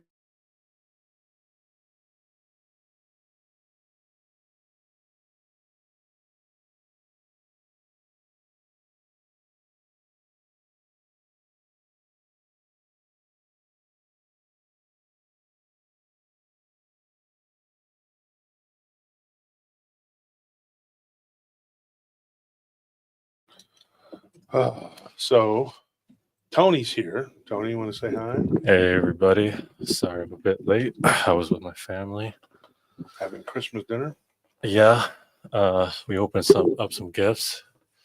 I got, my little sister actually got me some sculpting tools, but I thought I was going to be working today, so my mom gave me those gifts a bit early, so I didn't bring them today. But she gave me some sculpting tools because she saw what I was doing on Instagram. So it was pretty cool. I appreciated it. Well, that's cool, man. So what we're talking about is Krampus and Santa Claus. I was listening to it. So when we didn't know if you were going to make it or not, I knew you were with your family. So here's what ended up happening, right? They have more stories. Now, that one that with the wolf-like beast thing that looks like it's a giant, I don't know what it is. Okay, I don't know what to call it. We've heard of this before. This thing that looks like a wolf in the face, but it has like goat horns. It's like a goat man, but they have big teeth and sort of a Wolverine head. And so that was the one thing that he saw that really stuck out. The guy that owned the farm, but he also thought that he had seen something in the window one time, but it was more like a phantom or a ghost. So we got some stuff to talk about with him. We're going to definitely get together with him and see what he's got, because he's heard a lot of weird stories. So he was not shocked or surprised when these people came forward and said that this wolf-like creature. Now, according to what this guy and his wife said, they were like, this was not the same thing that the Armenian guy saw. This was something that ran up into the window of their RV, and it was a werewolf. I mean, it didn't have goat legs. It wasn't a goat man, sheep man, wasn't Krampus. It was a wolf-like creature. And it was definitely different than what the Armenian guy had claimed. Okay. And it was also different than what Hans had seen at his in-laws in Denmark. That would have been Christmas Eve. Now, we'll come back to them. We'll revisit that at some point. But for now, we're going to move on. But there's a lot of other weird stuff that went on there, and there's enough for a whole episode that we can do. But anyways, we're going to move on from there. So there's another story we got. Now, this one is from a guy named Matt, and him and his brother, they thought they saw their stepdad dressed as drunken Santa, as they called him. Now, this happened in Tennessee, in Nashville, Tennessee. Well, they lived in a small town outside of Nashville, Tennessee, but they still reside in that area, or he does. His brother doesn't. And they weren't from Tennessee originally. They were from Georgia.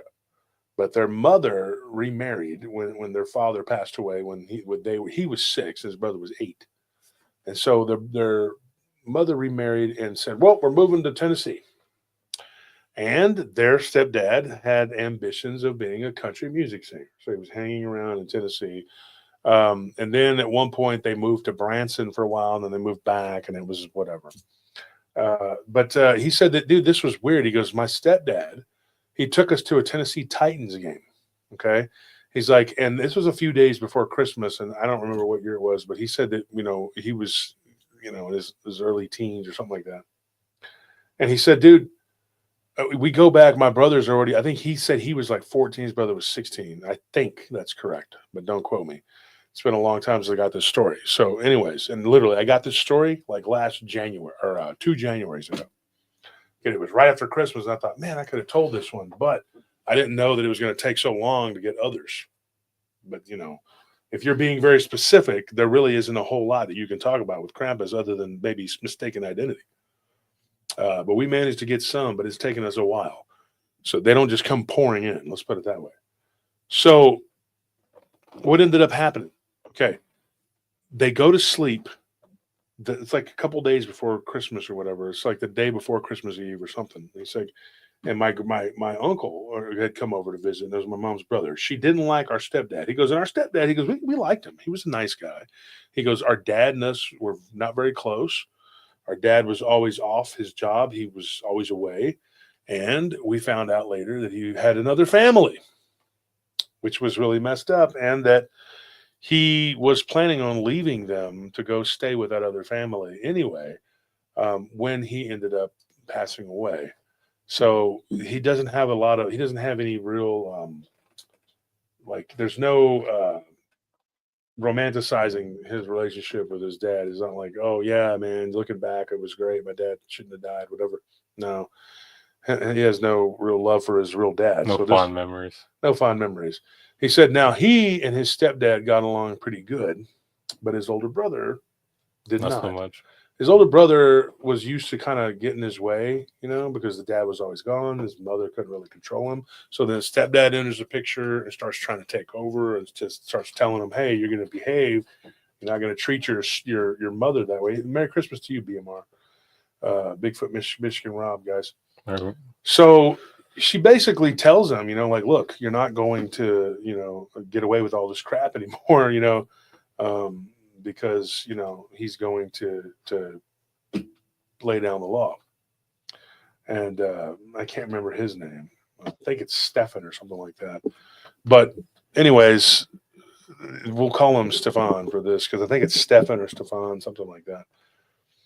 And so what ended up happening? He has a problem with this. Matt has a problem with this guy, with his brother. Or his brother has a problem with this guy. And so they're told to go to bed because the next day they had to make a trip. And they were going to be going to Kentucky and to visit some relatives of his. And they were not listening. They had their cousin there too. So their cousin was there staying with them. Now, he had an issue with his family where the kids had to be separated from the home because it was a broken home situation. So that particular cousin came to stay with them. And it was Christmas time. So you had 3 boys not wanting to go to sleep.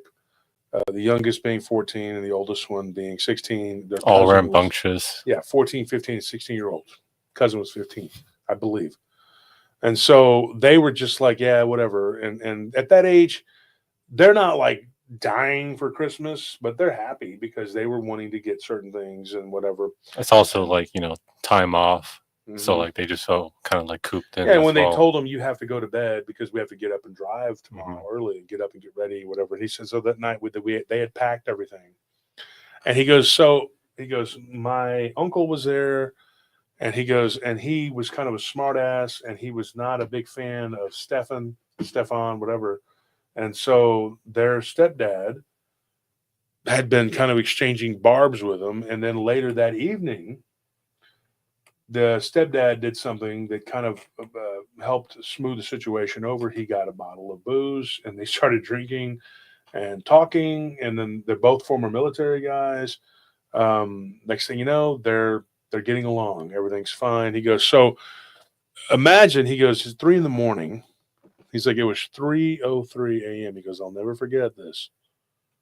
My stepdad had been drinking, so we thought maybe he had gotten hammered. He had drank too much. He's usually a pretty responsible guy, but what if he did? He drank too much.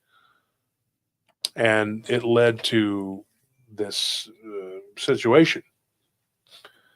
So they hear yelling and screaming and arguing, the 3 boys. They wake up and they go downstairs and they see what they think is their drunken stepdad wearing a Santa Claus suit. And get this, he's relieving himself on the presents under the tree. And they were like, what the hell? And then he pulls out a black stick. He goes, and this is the absolute truth. He goes, we remember this like it was yesterday. And he goes, dude, he began to beat the presents, like strike them, like hit the presents. He goes, and this was crazy. Like this guy was basically destroying the gifts under the tree. He goes, and it was weird because we had already packed. So the gifts were all packed away. They were in boxes. He's like, and so this dude, whoever this was, took the gifts out, had put them back under the tree and decided to urinate on them and then beat them with a stick. He said the only thing he didn't do was light them on fire. He was making a joke about it, but he said, dude, it was crazy. And he said this was, like I said, it was, he was a teenager. And I don't remember exactly what year he said it was, but I know that it was like not too long after the Titans had moved there. So it must have been, years ago. Because I think the Titans moved there in like 98 or 95 or something like that. But it wasn't in the 90s. So I think it was in the early 2000s when this happened. But he said, dude, it was crazy. He's like, and he goes, and I'm older now. And he goes, I remember it. I mean, it was 2 decades ago, but I remember it like it was yesterday. And of course, he told me this story a couple of years ago. But he says,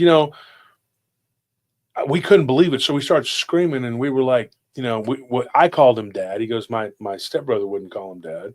So I'm like, Dad, stop. And he goes, and Stefan was not stopping. He goes, and then my cousin, who's got all this pent up anger towards his stepdad because he had been beating his mother, and which led to him being removed from the home. And he's mad. And so he goes over there and he tries to punch him. He goes, my cousin has a problem. He's still to this day, he's been in and out of jail. I'm not laughing about that, but he says that his cousin had a problem. He was a puncher. Any kind of problem arose, just hit him. He goes, we went to a baseball game. He goes, years later, he goes, and this is cool because I like the Red Sox too, but his stepdad, who actually grew up in Georgia as a Braves fan, he took them to a Braves game and they were playing the Red Sox. Mm. And their uncle is a big Red Sox fan. So their uncle went and they were kind of like rooting against each other. Everybody's happy kind of situation. Yeah. So everybody's rooting against each other and kind of, trading bars. But at this point, he's lightened up and he likes the stepdad. And he says, dude, we're making all this noise. He goes, and my uncle, who was a combat veteran, he was not waking up. He was not disturbed by this. My mother wasn't disturbed by this. He's like, it was just us 3 boys. He goes, my stepdad, who it turns out that was not him. Okay. He was not disturbed by this. He goes, and I know it wasn't him because my cousin threw the hardest punch. We heard like a slap. Like he's like, one time he goes, I was making a ham sandwich. This is what he told me. And he says, and I dropped a piece of meat on the piece of ham, slice of ham, and it went splat onto the linoleum on the floor. Oh yeah, just a slap of meat. Yeah, I understand. And he goes, we had a dog named Buster. He runs up and just starts eating it, and he's like, no harm, no foul. He goes, but I remember he said, I was a stoned teenager. He goes, and I was sitting there with my friend, and get this, his friend's name was Tony. He goes, and me and Tony, we thought it was hilarious because we were watching, and it's funny because Tony's right here, but he said, I dropped a piece of ham onto the ground. He goes, and Buster starts eating it. Me and Tony just thought everything was funny. He goes, so my friend Tony dropped a piece of ham and it splatted. He goes, that was the sound. He goes, I remember just having this flashback to that memory of my cousin punching what we thought was my stepdad. And it sounded like it was loud, like a crack with a splat. He goes, and then this, whatever it was, turned and looked at him. He goes, and the eyes, and this is chilling right here. If you're creeped out or scared and you don't want to be scared for Christmas, then change the channel. Okay. But the eyes were completely blacked out. And where he had punched him, it looked like there was like some smear, like something like flesh colored, had been taken from the face, and it was black like this shirt. He said it was black, like midnight black. Like he punched like some clay or something. No, he said that it looked like maybe it was some sort of like makeup. you know, that it had been moved. Mm-hmm. And you saw this black, like black as black, on the side of his face. And he said that when this thing turned, he goes, I just remember it kind of like making this like heaving noise with his chest. And he goes, and then the jaws kind of came out just a little bit, and there was all these like teeth. And he goes, it looked like piranhas, like how like a piranha has those jaggedy looking teeth. He's teeth. Like, it looked like an entire row of teeth that were all connected. They weren't like individual teeth. It was so bizarre. He goes, and then it like this tongue like unrolls and kind of comes and hangs down and then goes back up like you know. And he goes, it looked just like, he goes, I was watching this documentary years later with my girlfriend, and it was on the History Channel, and it was on the history of like Christmas, you know, Krampus, Black Peter, whatever. It was some kind of show. He goes, and it looked like that. He goes, and he had a little Santa hat on, and it had fallen off.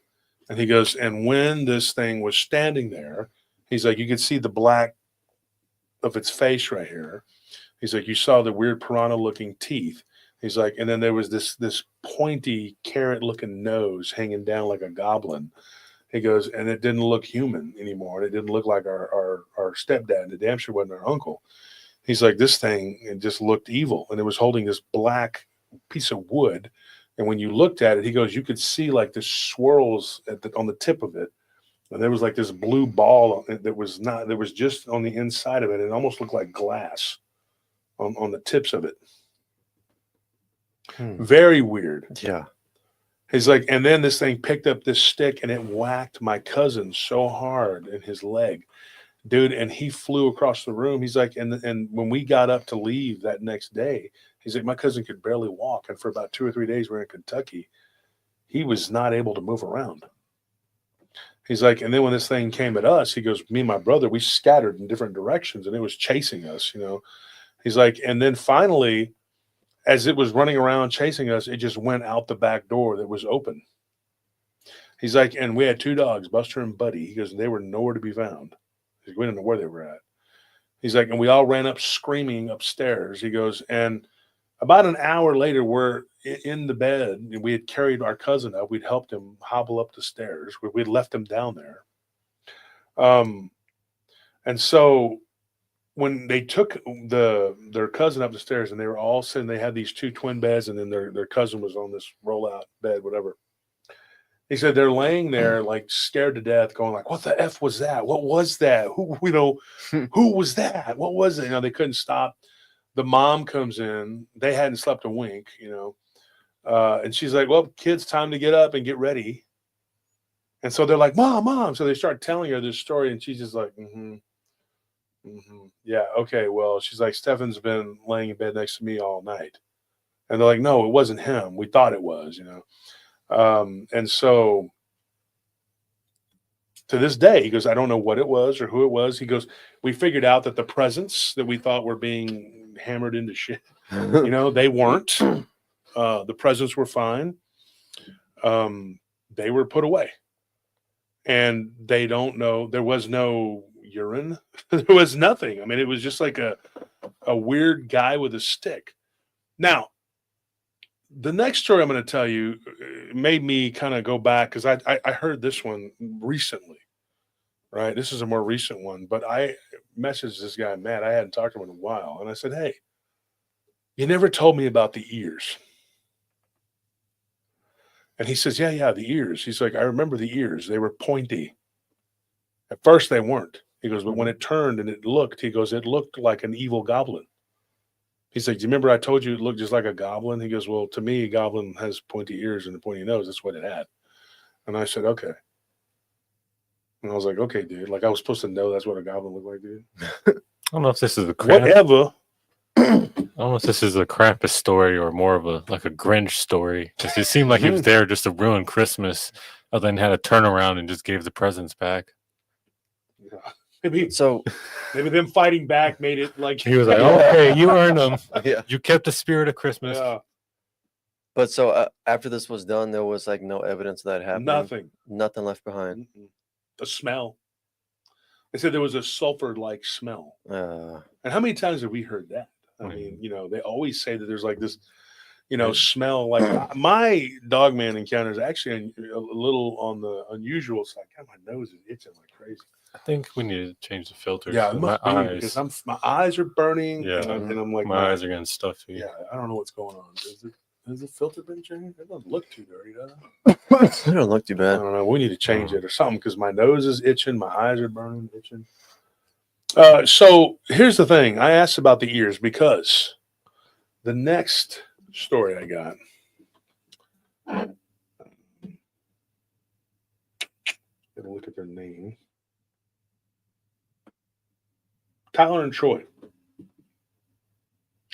So this story comes from two brothers named Tyler and Troy. Well, there were three, but the other brother, unfortunately, has passed away.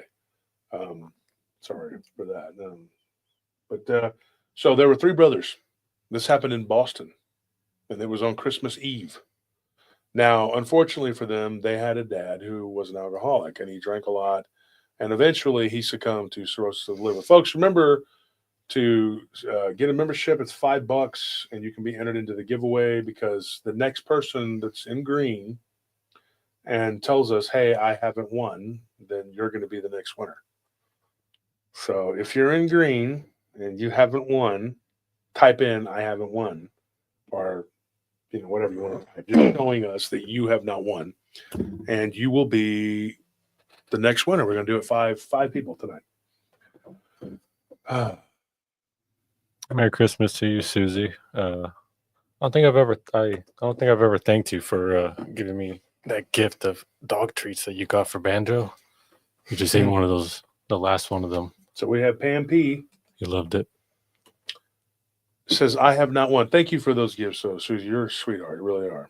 And so, Pam, you win. So what does she got to do, guys? Pam, you have to send your mailing address and your shirt size to Josh Turner at prtpodcast.com. Just take that email address and just send your information to there. Again, that's Josh Turner at prtpodcast.com. Yeah. Melissa, you've never won? You've been a listener for a long time. You've never been a giveaway winner? So if you haven't, then Melissa, you do what we said. Pam P and Melissa Eileen Purvis. What you need to do is give us your shirt size and your address so we can send you something. Okay. So those two for now, those are who we're picking. D and Scorpion, if you're in the chat, the next one you guys can pick. So thank you for being a listener and a member, Melissa and Pam P. Melissa Cronenwetter, she hasn't won either? You've never won, Melissa? I thought we mailed to you, Melissa. Was that for a giveaway or was that for Patreon? I don't know. Because I remember your name being on our list of mail-offs, but I don't remember exactly what it was for. So maybe you can clear that up for us. Because maybe she didn't get it. Hopefully the address. Oh, she said that was a typo. Okay. So I was going to say maybe you didn't get it. Okay, so Melissa Cronenwetter, and we have Pam P. She did win. But she said she won it and never. See, that doesn't make sense because your name was. I physically wrote down your name and your information for the mailing list, and your name was on the last mail off we did. So I don't know. Maybe we need to switch places that we're mailing from. Yeah, we're gonna have to file a claim anyway for some of the other people. Well, at least Regina Davis got hers. So that's awesome. I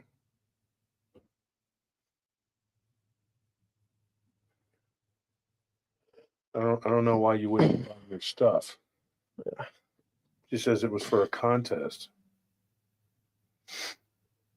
Yeah, go ahead and send it again, Melissa. We'll get you squared up. She says I want a keychain and a book. Did you actually get it though? I mean, or did it not come in?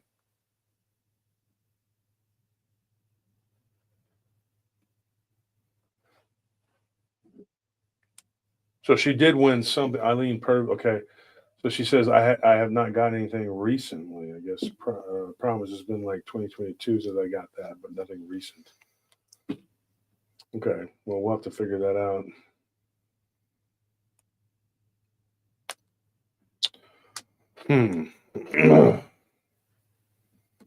So, okay, cool. Debbie got her stuff. Who else hasn't won? Scorpion's asking.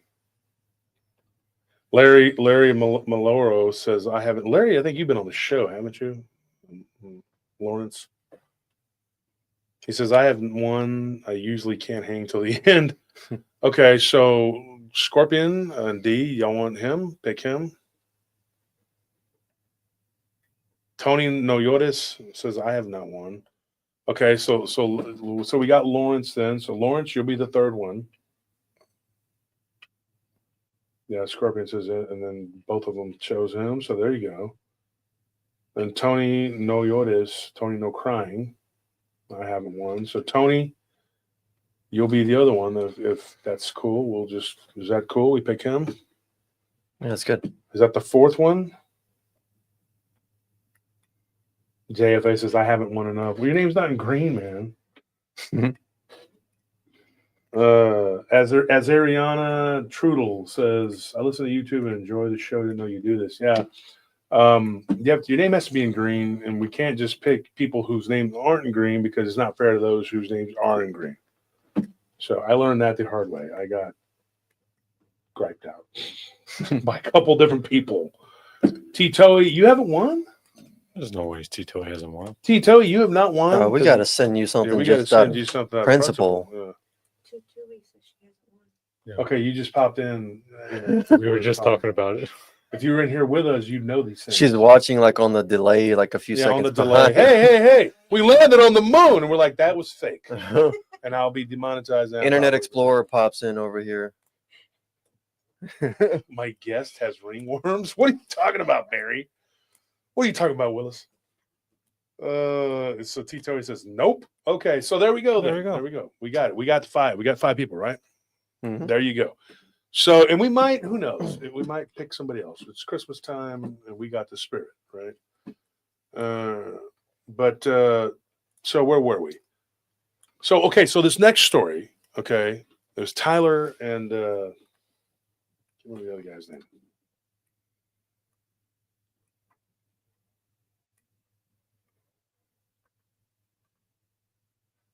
I had it. It was Tyler, and his brother's name started with a T too. Dang, I don't want to say the wrong name, and then they're like, "Hey, you didn't say my name correctly," you know. And I don't want to say. I want to say Troy, but there were 3 brothers, and names all started with a T, and one of them sadly is deceased. So I don't want them. Anyways, Tyler and Troy, and if I'm saying the other brother, I am so sorry. Okay, I can't remember. I can't find where it was. I lost my place. But anyways, there were 3 brothers, and they all lived in Boston.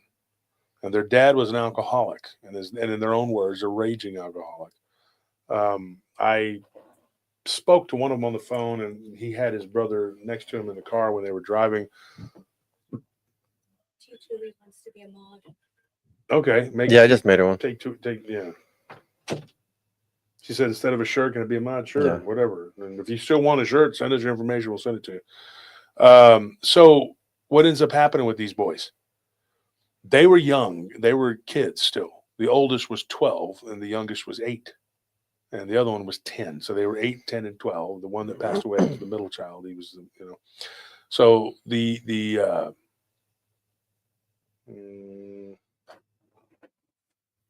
elastic machinery. Well, I'm glad you didn't have an issue, machinery, because other people, it's weird. Have had problems getting their stuff. I don't know what's going on.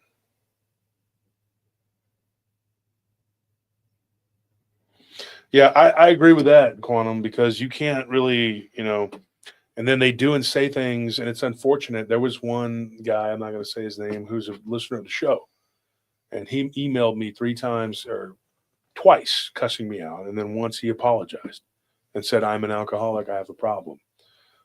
Sadly, though, I forgive you. I have no ill will towards you, but I can't deal with that schizophrenic, mindset. Like, okay, you're cool now, but tomorrow I'm going to cuss you out because of whatever. So I just had to block him. Well, it's like that.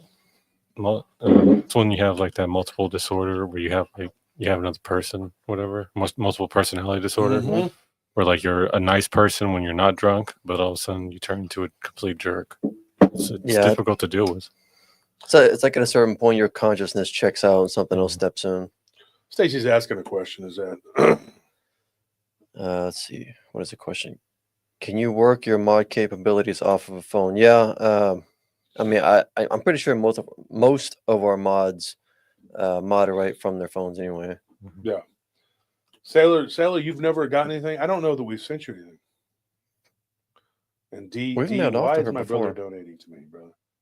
I just gave you a bonus for Christmas, and you're donating $350 of it to me. He also gave them membership. It was $350 because it's Christmas. $350. Yeah. For Loch Ness Monster. That's for searching for the Loch Ness Monster. Yeah. Well, you need to send him to Ken so he can go look for the Loch. Can't be giving no $350. The monster come knocking on our door. I feel bad for him. He ain't had no money. Marion says, I missed what was going on. I had to run the puppy out to potty. Yeah.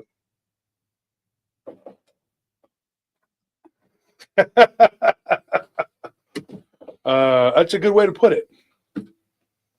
Yeah. Did you see that? He said, I dated an Indian girl who had a split personality disorder. It was like dating a tornado. It's also on fire. And speaking of Indians, I think Keenum's like that. I think he's like, I think he eats edibles and then can't work. He's like, I'm not high. I'm not high. I ate a gummy. And why are you laying on the floor of the parking garage? I'm directing traffic. And he's doing like this, what's her name from Australia, the breakdance?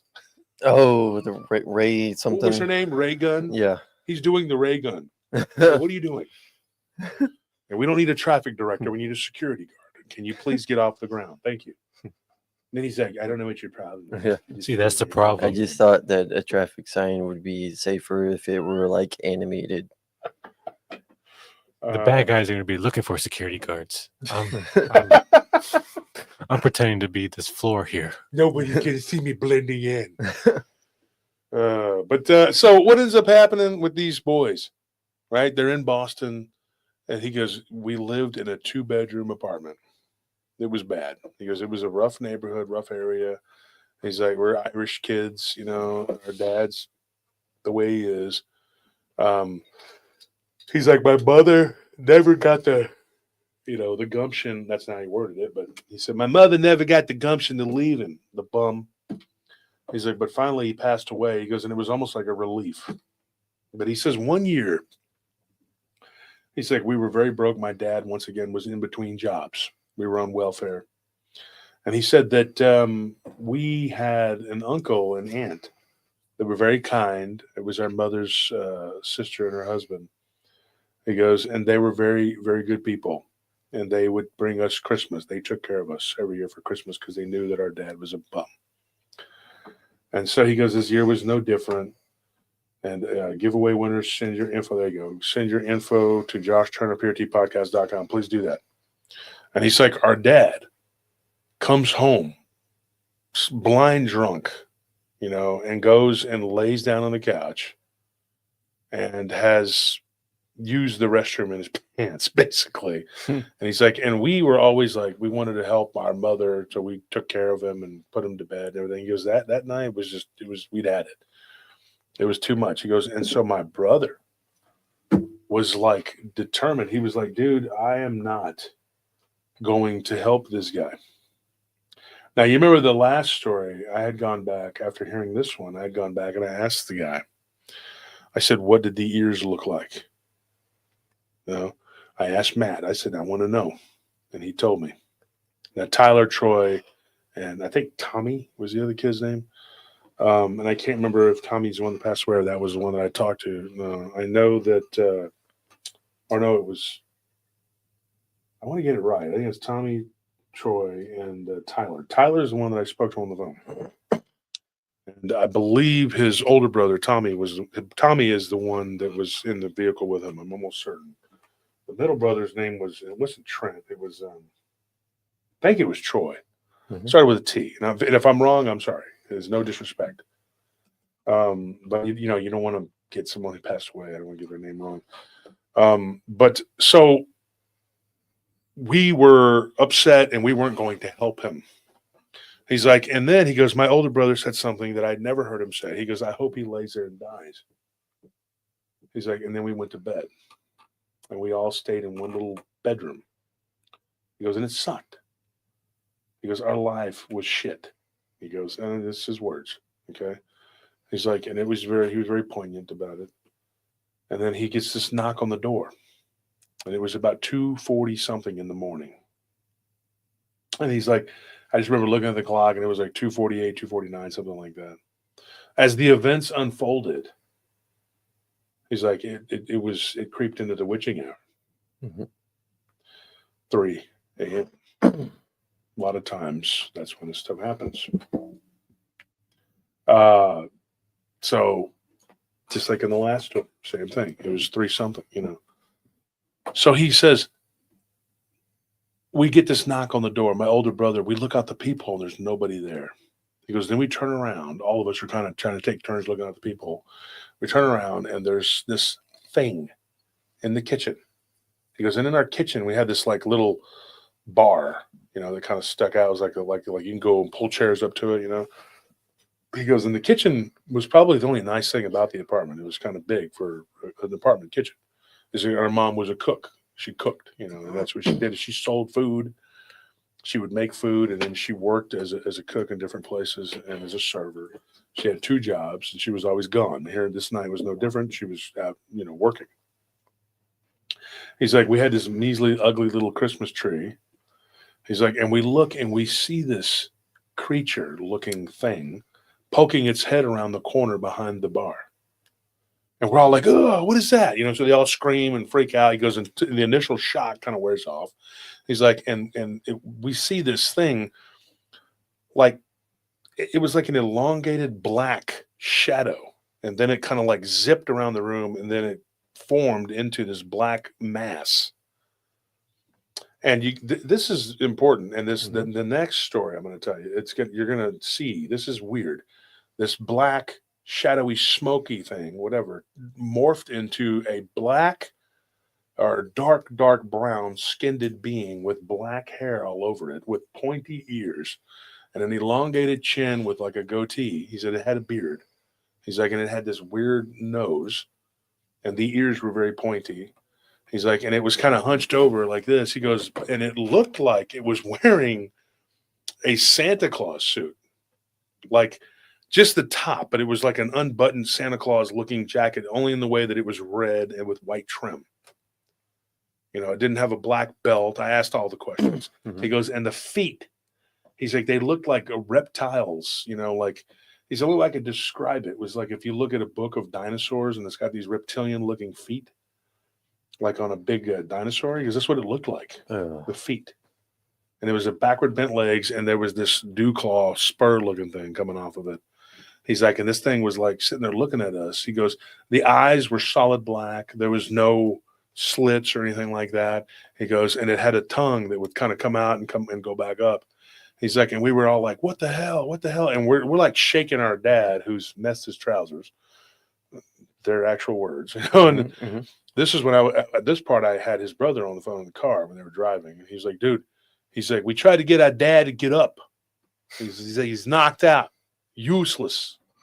Right? That's how they talk. And I'm not making fun of the way they talk. That's just how they talk. And they're Red Sox fans too. I like the Red Sox. But so they're trying to wake this guy up to help them, whatever. There's this demon in the house. And this thing runs and goes into the Christmas tree.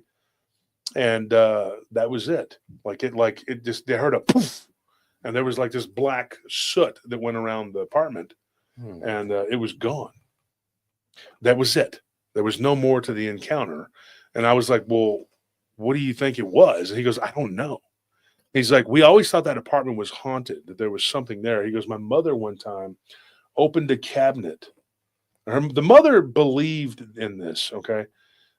She said that she opened the cabinet one day and something like a little hand, like a gremlin, she called it, closed the cabinet door. Oh. And she was like, whoa, what the hell? She goes, and he goes, my mother was making, some pasta or whatever, and she's reaches in there, and this thing closed the door, and she screamed, and then she turned and she grabbed like a sugar shaker and threw it. He goes, and he goes, it was something up in the cabinet. He goes, and it broke, the stuff went everywhere.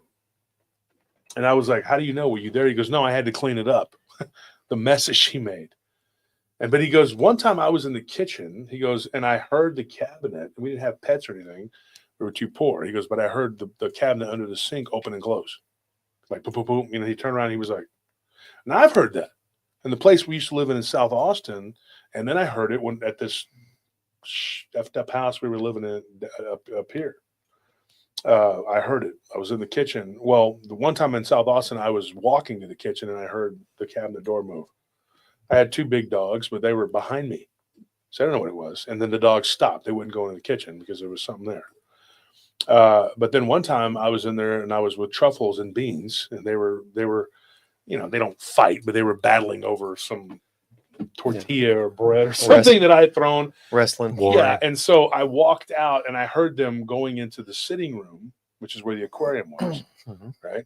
And I heard the cabinet doors open and close. I clearly heard that. Everybody was asleep, and I was headed back to the study, and I turned around. You know, I'm half white. I'm like, so the half part of me was like, I'll go investigate. The Hispanic part was like, what the hell are you doing, Holmes? You know, this is part of the movie where you die. I was torn. So I did what anybody would do. I just stood there going, hello? Hello? Is somebody there? Is there anybody there? This isn't funny, Tony. Then I ran and got the AK and just started blasting. I started blasting. No, I just... Ha guys, funny joke. You're pulling one over on Crap Star Paranormal. And anyway. Now, so I go back into the kitchen, and the cabinet door. You remember how we kept blaming Truffles for the cabinet door being open? I told Nelly this. I don't know if it was him. Maybe he was doing it too, but they were not in there. And when that noise happened, they were struggling. Oh, you know what it was? It was pizza crust. That's what it was. No, I didn't eat pizza. I just happened to have the crust that I had gotten from some homeless people to feed my animals. Yeah, right. I don't eat pizza. Yeah, and I was tearing it apart for the. You don't believe me, dude? Well, of course, as you know, as a good recycler, you stumbled upon some pizza crust in the ground. It was in the ground. You can't just let that go to that's going to ruin the planet. We had a pizza plant there, and I had to pluck it. Yeah, they'll take over your yard if you let them. Captain Planet over here, saving the world from. Pizza. Okay, all right, dude. I might have been sneaking pizza that y'all bought. Okay, that you knew better, that y'all's fault. What kind of crap is that? You knew I'm not supposed to be eating it, and you buy it anyway. Oh, right. And so I gave them some pizza crust. Okay, but this was months ago. This was like way back. This was the worst part of. All right, I forgot I shoved that pizza down your throat. You did. Yeah, the worst part of force fed it to you because it's so easy. So easy to force your will on him. You know. Yeah, I'm too nice. What were you saying? I was that everybody knows the pizza crust is the worst part, so it was a good thing that he didn't eat that. Yeah. The cheese and the meat and the grease. Yeah. So it's actually healthy for him. It was a good thing that he gave it to the dogs. Yeah, just like if you're on a health kick, then you get a corn dog because the corn is vegetables, and you put you smear it in ketchup for some more veg for the tomatoes. You know, it's good for you. And I always get your ketchup, get your vegetables in. I always get a salad, but I smother it in ranch because everyone knows ranch sounds like farm, which is where they grow plants, which makes sense to me. What's Hidden Valley Ranch too? Oh, so it's a special farm. Mm-hmm. Special plants. Just like fried chicken, you take the skin off and you just eat the meat. No, I eat the skin too. All that grease is is still in the meat, but at least you're not eating the fried part. It's good for you. Did you see what Stacy wrote? What? We were too busy. What will you do if those same black particles come out of your mouth, wrap around you like a python, and then turn into an Anubis as it flies? What would you do? What the hell? I'll tell you what I would do. What? I don't know. What would you do? Die? Lay down and have a heart attack? I don't know. That's like That's extremely specific. You'd have Yeah, to, you'd have to be able to like. That's not something you just control your fear and wake yourself up out of that somehow, or just. Did you see that in a movie or something? I would wonder what I ate. I want to know where that came from. That seems This happened to me before. There it is. Yeah, I remember it happening. I don't say there was Stacy, what did you do? I mean, you're here with us. You live to tell the tale of that. What I mean, how does something like that end once it begins? It just ends on its own, or like what? I mean, how do you deal with that? Pray. I mean, that's the only thing I can think of. But I'm actually curious, Stacey. Not like you can't just leave us hanging like that. Well, she's typing it out. No, it happened to me. That's what she said. Yeah, she's happened to obviously her. typing it out because it's a big story. Whoa. Oh no, she said you love it. No, I don't love it. Don't love something like that happening to you. It's black goo. It says spilling tea. Uh, Spunky and sparky.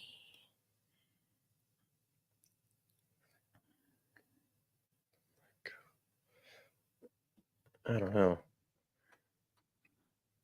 Um, Head, when you're like a python turn into an Anubis, as Quantum in flies. I don't know. depends on which team. You'd have to wonder what it was like if it came out of your mouth. It was Yeah, why would inside you, infecting you. No, I asked what would you do, and I said you love it because it happened for a reason. I don't know. I don't get why I would love that, Stacy. I'm still not getting it. Yeah, Lolo asked a good question. Stacey Lewis, what did you do? Yeah.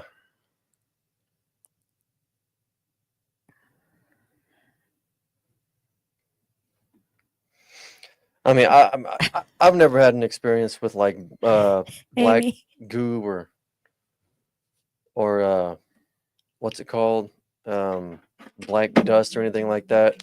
The only thing that's happened to me is that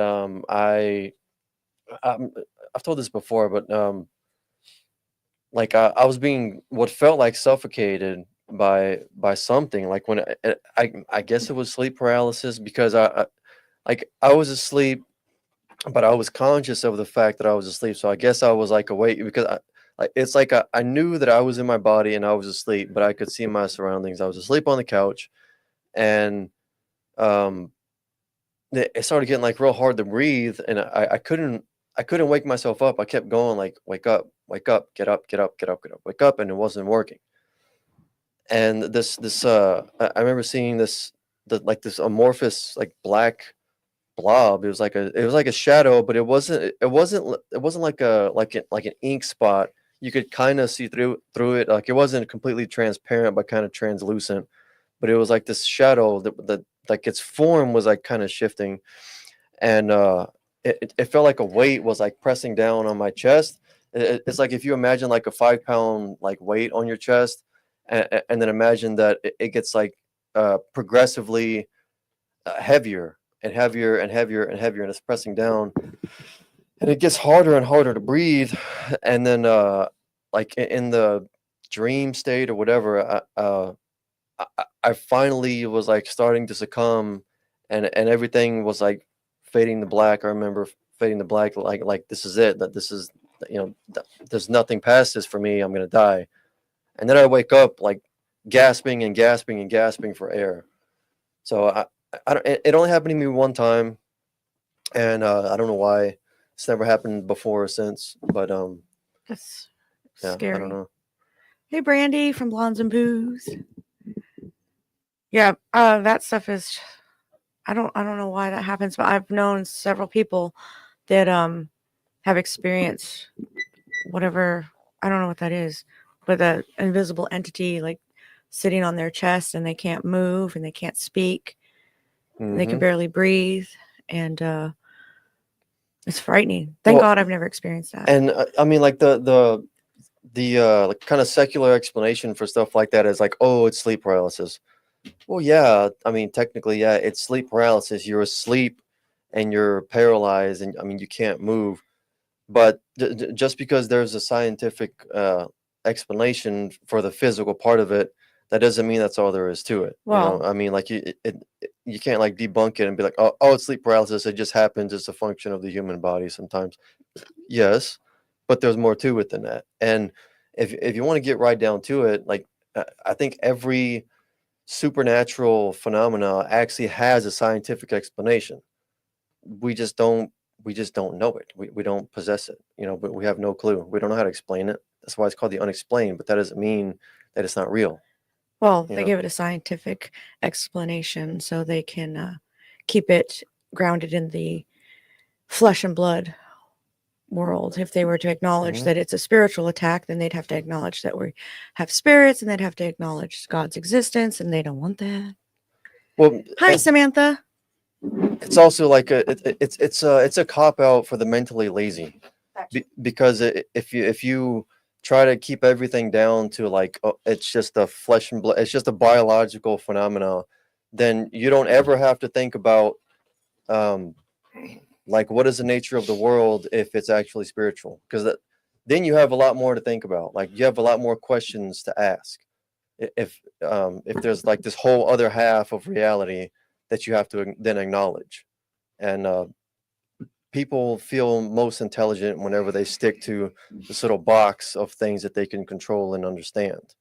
But that's not how wisdom works. You know. So, sorry, folks. I had to run to the restroom there. So what we were talking about with the kids, the guys from Boston, that story right there, he didn't have any explanation for it. Like I said, they believe that the apartment was haunted. They looked into the history of it years later. They found nothing, no murders, no death, nothing. But they did think that there was something. Get this. His sister, they had a half sister that was older than all of them, that was from their dad's dalliances before they were born. He had a daughter out of wedlock with another woman from the neighborhood. This is before he got together with their mother. And but the thing is, he destroyed that woman's marriage because she was married when he did that, you know. But so anyway, they had a child, and he knew it was his daughter, but he never claimed her. And then years later, after his passing, they all did a DNA test, and they found out that conclusively, yes, it was his daughter. The whole rumor was that it was. And he said that their mother knew about her. It was before her time, and so she was always really nice to the girl, because the girl grew up with her mother being very. Their sister's mother was not a good person. Let's put it that way.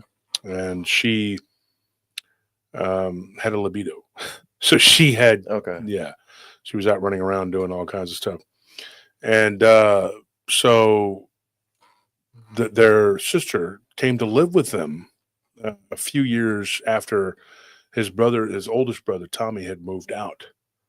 So his brother was 4 years older than him, so he goes, when I was 12, Tommy was 16.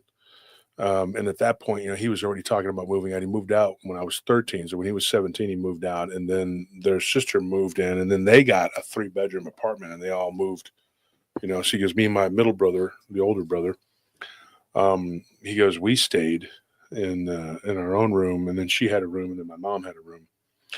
And we found out because she did some footwork, you know. But she was also very psychic, and she told them, she's like, she's like, our dad, they all share the same dad.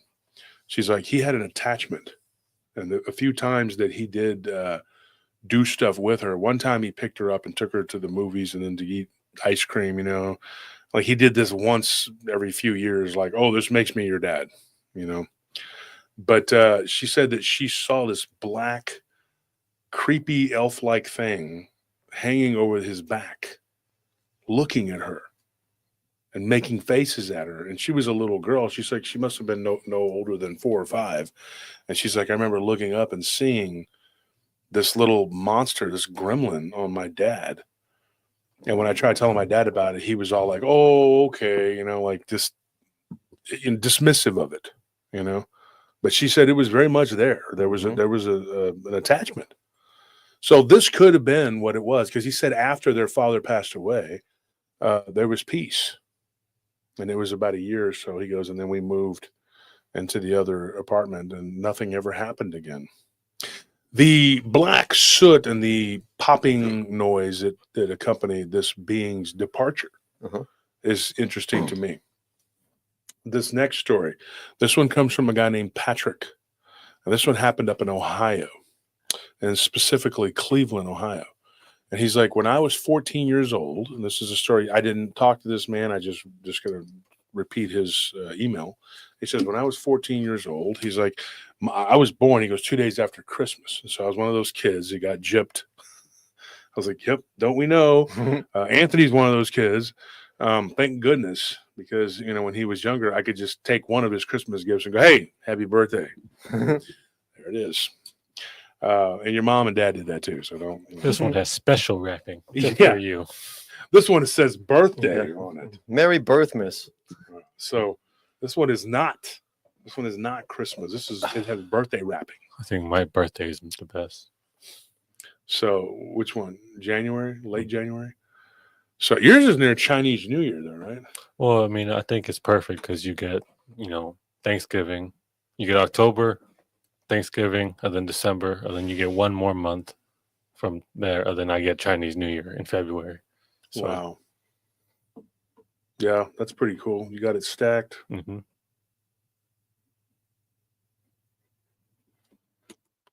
That's a horrible thing. Somebody just said that. Stacy Lewis. I'm not even going to post that, but well, that's not good. So what's going on with this guy? Okay. So he ended up reaching out to me and telling me, he's like, look, when I was 14 years old, you know, and I just, like I said, I didn't talk to him on the phone. This is just me going over what his email was. He said, I saw something that I thought was Santa Claus. He's like, I was not at that age where I believed in Santa Claus. I was like, I hadn't believed in Santa Claus for you know, probably 8 years. Mm-hmm. He's like, and in fact, I'm pretty sure I was in first grade, which is usually 6 years old. He said that I was told by kids in school, there's no Santa Claus. I asked my dad, who was very just blunt, and was like, nope, there is no Santa Claus. They live in Cleveland, folks. Okay. The river catches on fire and all the fish have AIDS. What do you expect? Okay. It's going to be bad.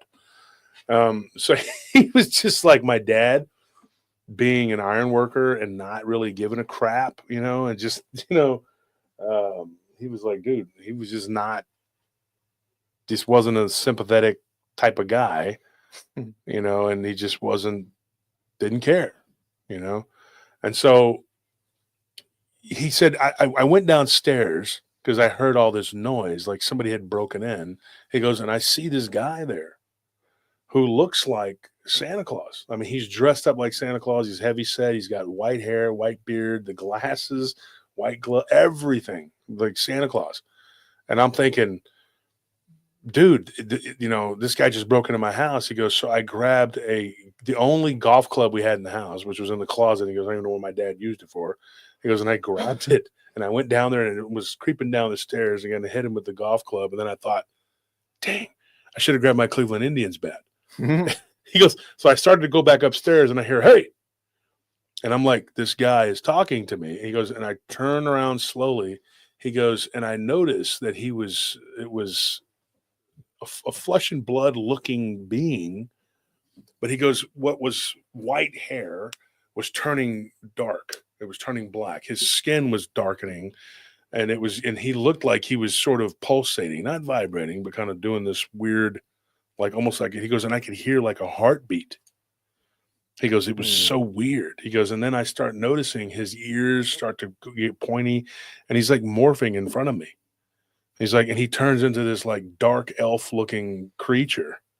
He goes, and then he pulls his little hat off. I see these claws. He pulls his hat off. He's like, and there are these horns, but not just two horns. He goes, there's like little nodule horns all over his head. And he says this thing starts to chant to him like, ho, ho, ho, like kind of like mockingly. And he goes, I run back up the stairs. He goes, I had a younger brother. He was only 5. And He's like, and he came out of his room rubbing his eyes. He goes, and I just picked him up. I grabbed him and I ran into my mom's room. He goes, and I sat on the bed and she was like, what's going on? What's wrong? And he told her, he says, I just saw something downstairs. His mother didn't really believe him. So she goes downstairs. And by this point, what she sees is this bestial bluish black creature that's like running around on all fours in the, in their den. And then it just like lifts, like she said, it was weird. It had like these weird hooves in the front. Like there were hooves, all the way around, horse-like legs, as she described it, but it was about the size of a large dog, and it goes up to the window and it turns the hooves over, and there's like fingers underneath, and it like lifts the window up and then jumps through the screen and is gone. He said, dude, when he went downstairs and his mother was screaming and freaking out, and their dad, my dad was working overnights at that time, and he said, my mom goes and starts frantically calling my dad. This is like back in the 90s, early 90s. And he says, dude, I go downstairs. He's like, and my mom is a frantic mess. And I'm up there with my sister now is awake and she's babysitting my little brother. And I go downstairs and I was looking for my mother. And she had gone into the next room and was crying, screaming, freaking out. She was calling my dad. And he said that he went into the room to try to console her and talk to her or whatever. And she was inconsolable. And then he goes, years later, and what he typed, he said, my mother told me exactly what happened. He said that this thing was muttering in some weird language. And there was this black smoke coming off of it. And now there again, the house that they lived in was effed up. There was some problems in that house. And he said that it was like, they had some issues. One time the plumbing got backed up and this black goo stuff squirted out of the garbage disposal. It was like something was in the garbage disposal, and instead of blood, it had like this black tar goo stuff. Yeah. And he goes, we thought it was like a rodent or something that got in there, but it was black, whatever it was.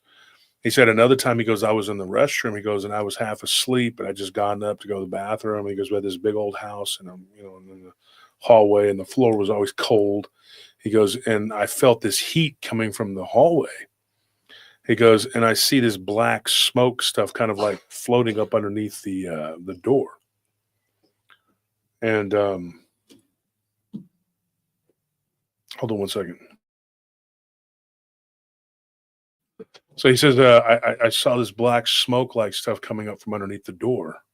He's like, and I just sat there frozen with fear. He goes, literally, it was so cold in the house. I felt like, he goes, but this started to create heat, but there was no light source, where you would see fire. Yeah.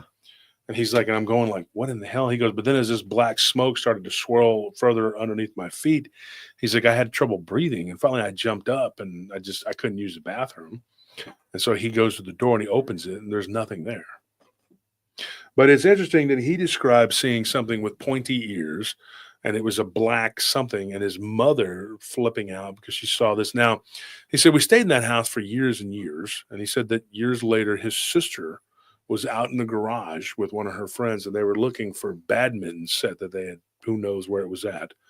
And he said that they were digging around for it or whatever. And they opened up a box that belonged to the people who must have lived there before, because it was nothing of ours. And they found a Ouija board and then this weird circular thing with these little spikes on it. And it had like this Hebrew writing all the way around it, like Hebrew letter. He found out years later that's what that was. And he said, and in the middle, there was this demonic looking face. And he goes, I don't know what it was. I never did figure it out. He's like, I was told, he goes, by some people that lived in our neighborhood, that the people that had lived there before, like years and years ago, that they were into black magic. And that they literally, these people that lived down the street, saw this black hooved, weird, pointy horned, elf-like being like explode in the street, like come out of the house, and like it like exploded in the street into like black smoke. And these people said they saw it. They were in their driveway and they thought it was some kind of magic trick or something, and they were just like, "What in the hell is that?" And that was back in the late 70s, and there was some elderly couple there, and they said we saw it, and their children. He said their children were like in their 40s, and they're visiting or whatever. He's like, and they think that it was because the daughter, she was a devout Christian, and she was trying to convert her parents to stop whatever it was they were doing, in particular her mother. And this is what they thought was going on. And so she brought someone there to try to do a cleanse. This is what they were told, the neighbors. And she drove out this demon-looking creature.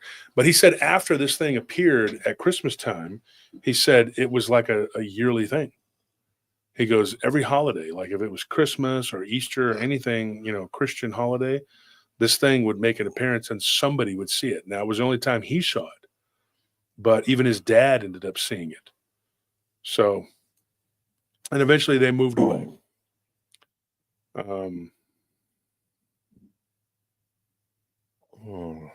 It's disturbing. Mm-hmm. So that's all I got. I emailed him back. Is that would it? Did they tell you like whether or not every time someone saw it, did it disappear the same way, just like popping into black smoke? No, it was just an email. Oh, I mean, you can read it. I mean, it's just there. I don't know.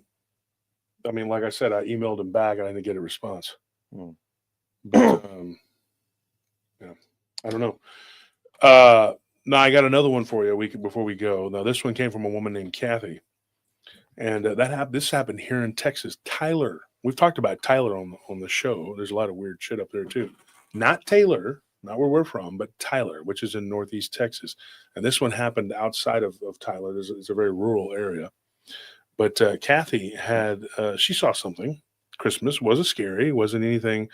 And she sends me this email that said that when I was 8 years old, she's like, I went downstairs on Christmas Day because everybody was still asleep. She goes, I was the youngest of 4 kids and I couldn't contain myself. So I went downstairs. She goes, and there is a guy there with a big bag. And he was, she goes, I witnessed this. I saw him putting gifts under our tree. He turns around, he waves, and then he just walks backwards, and then the door closes.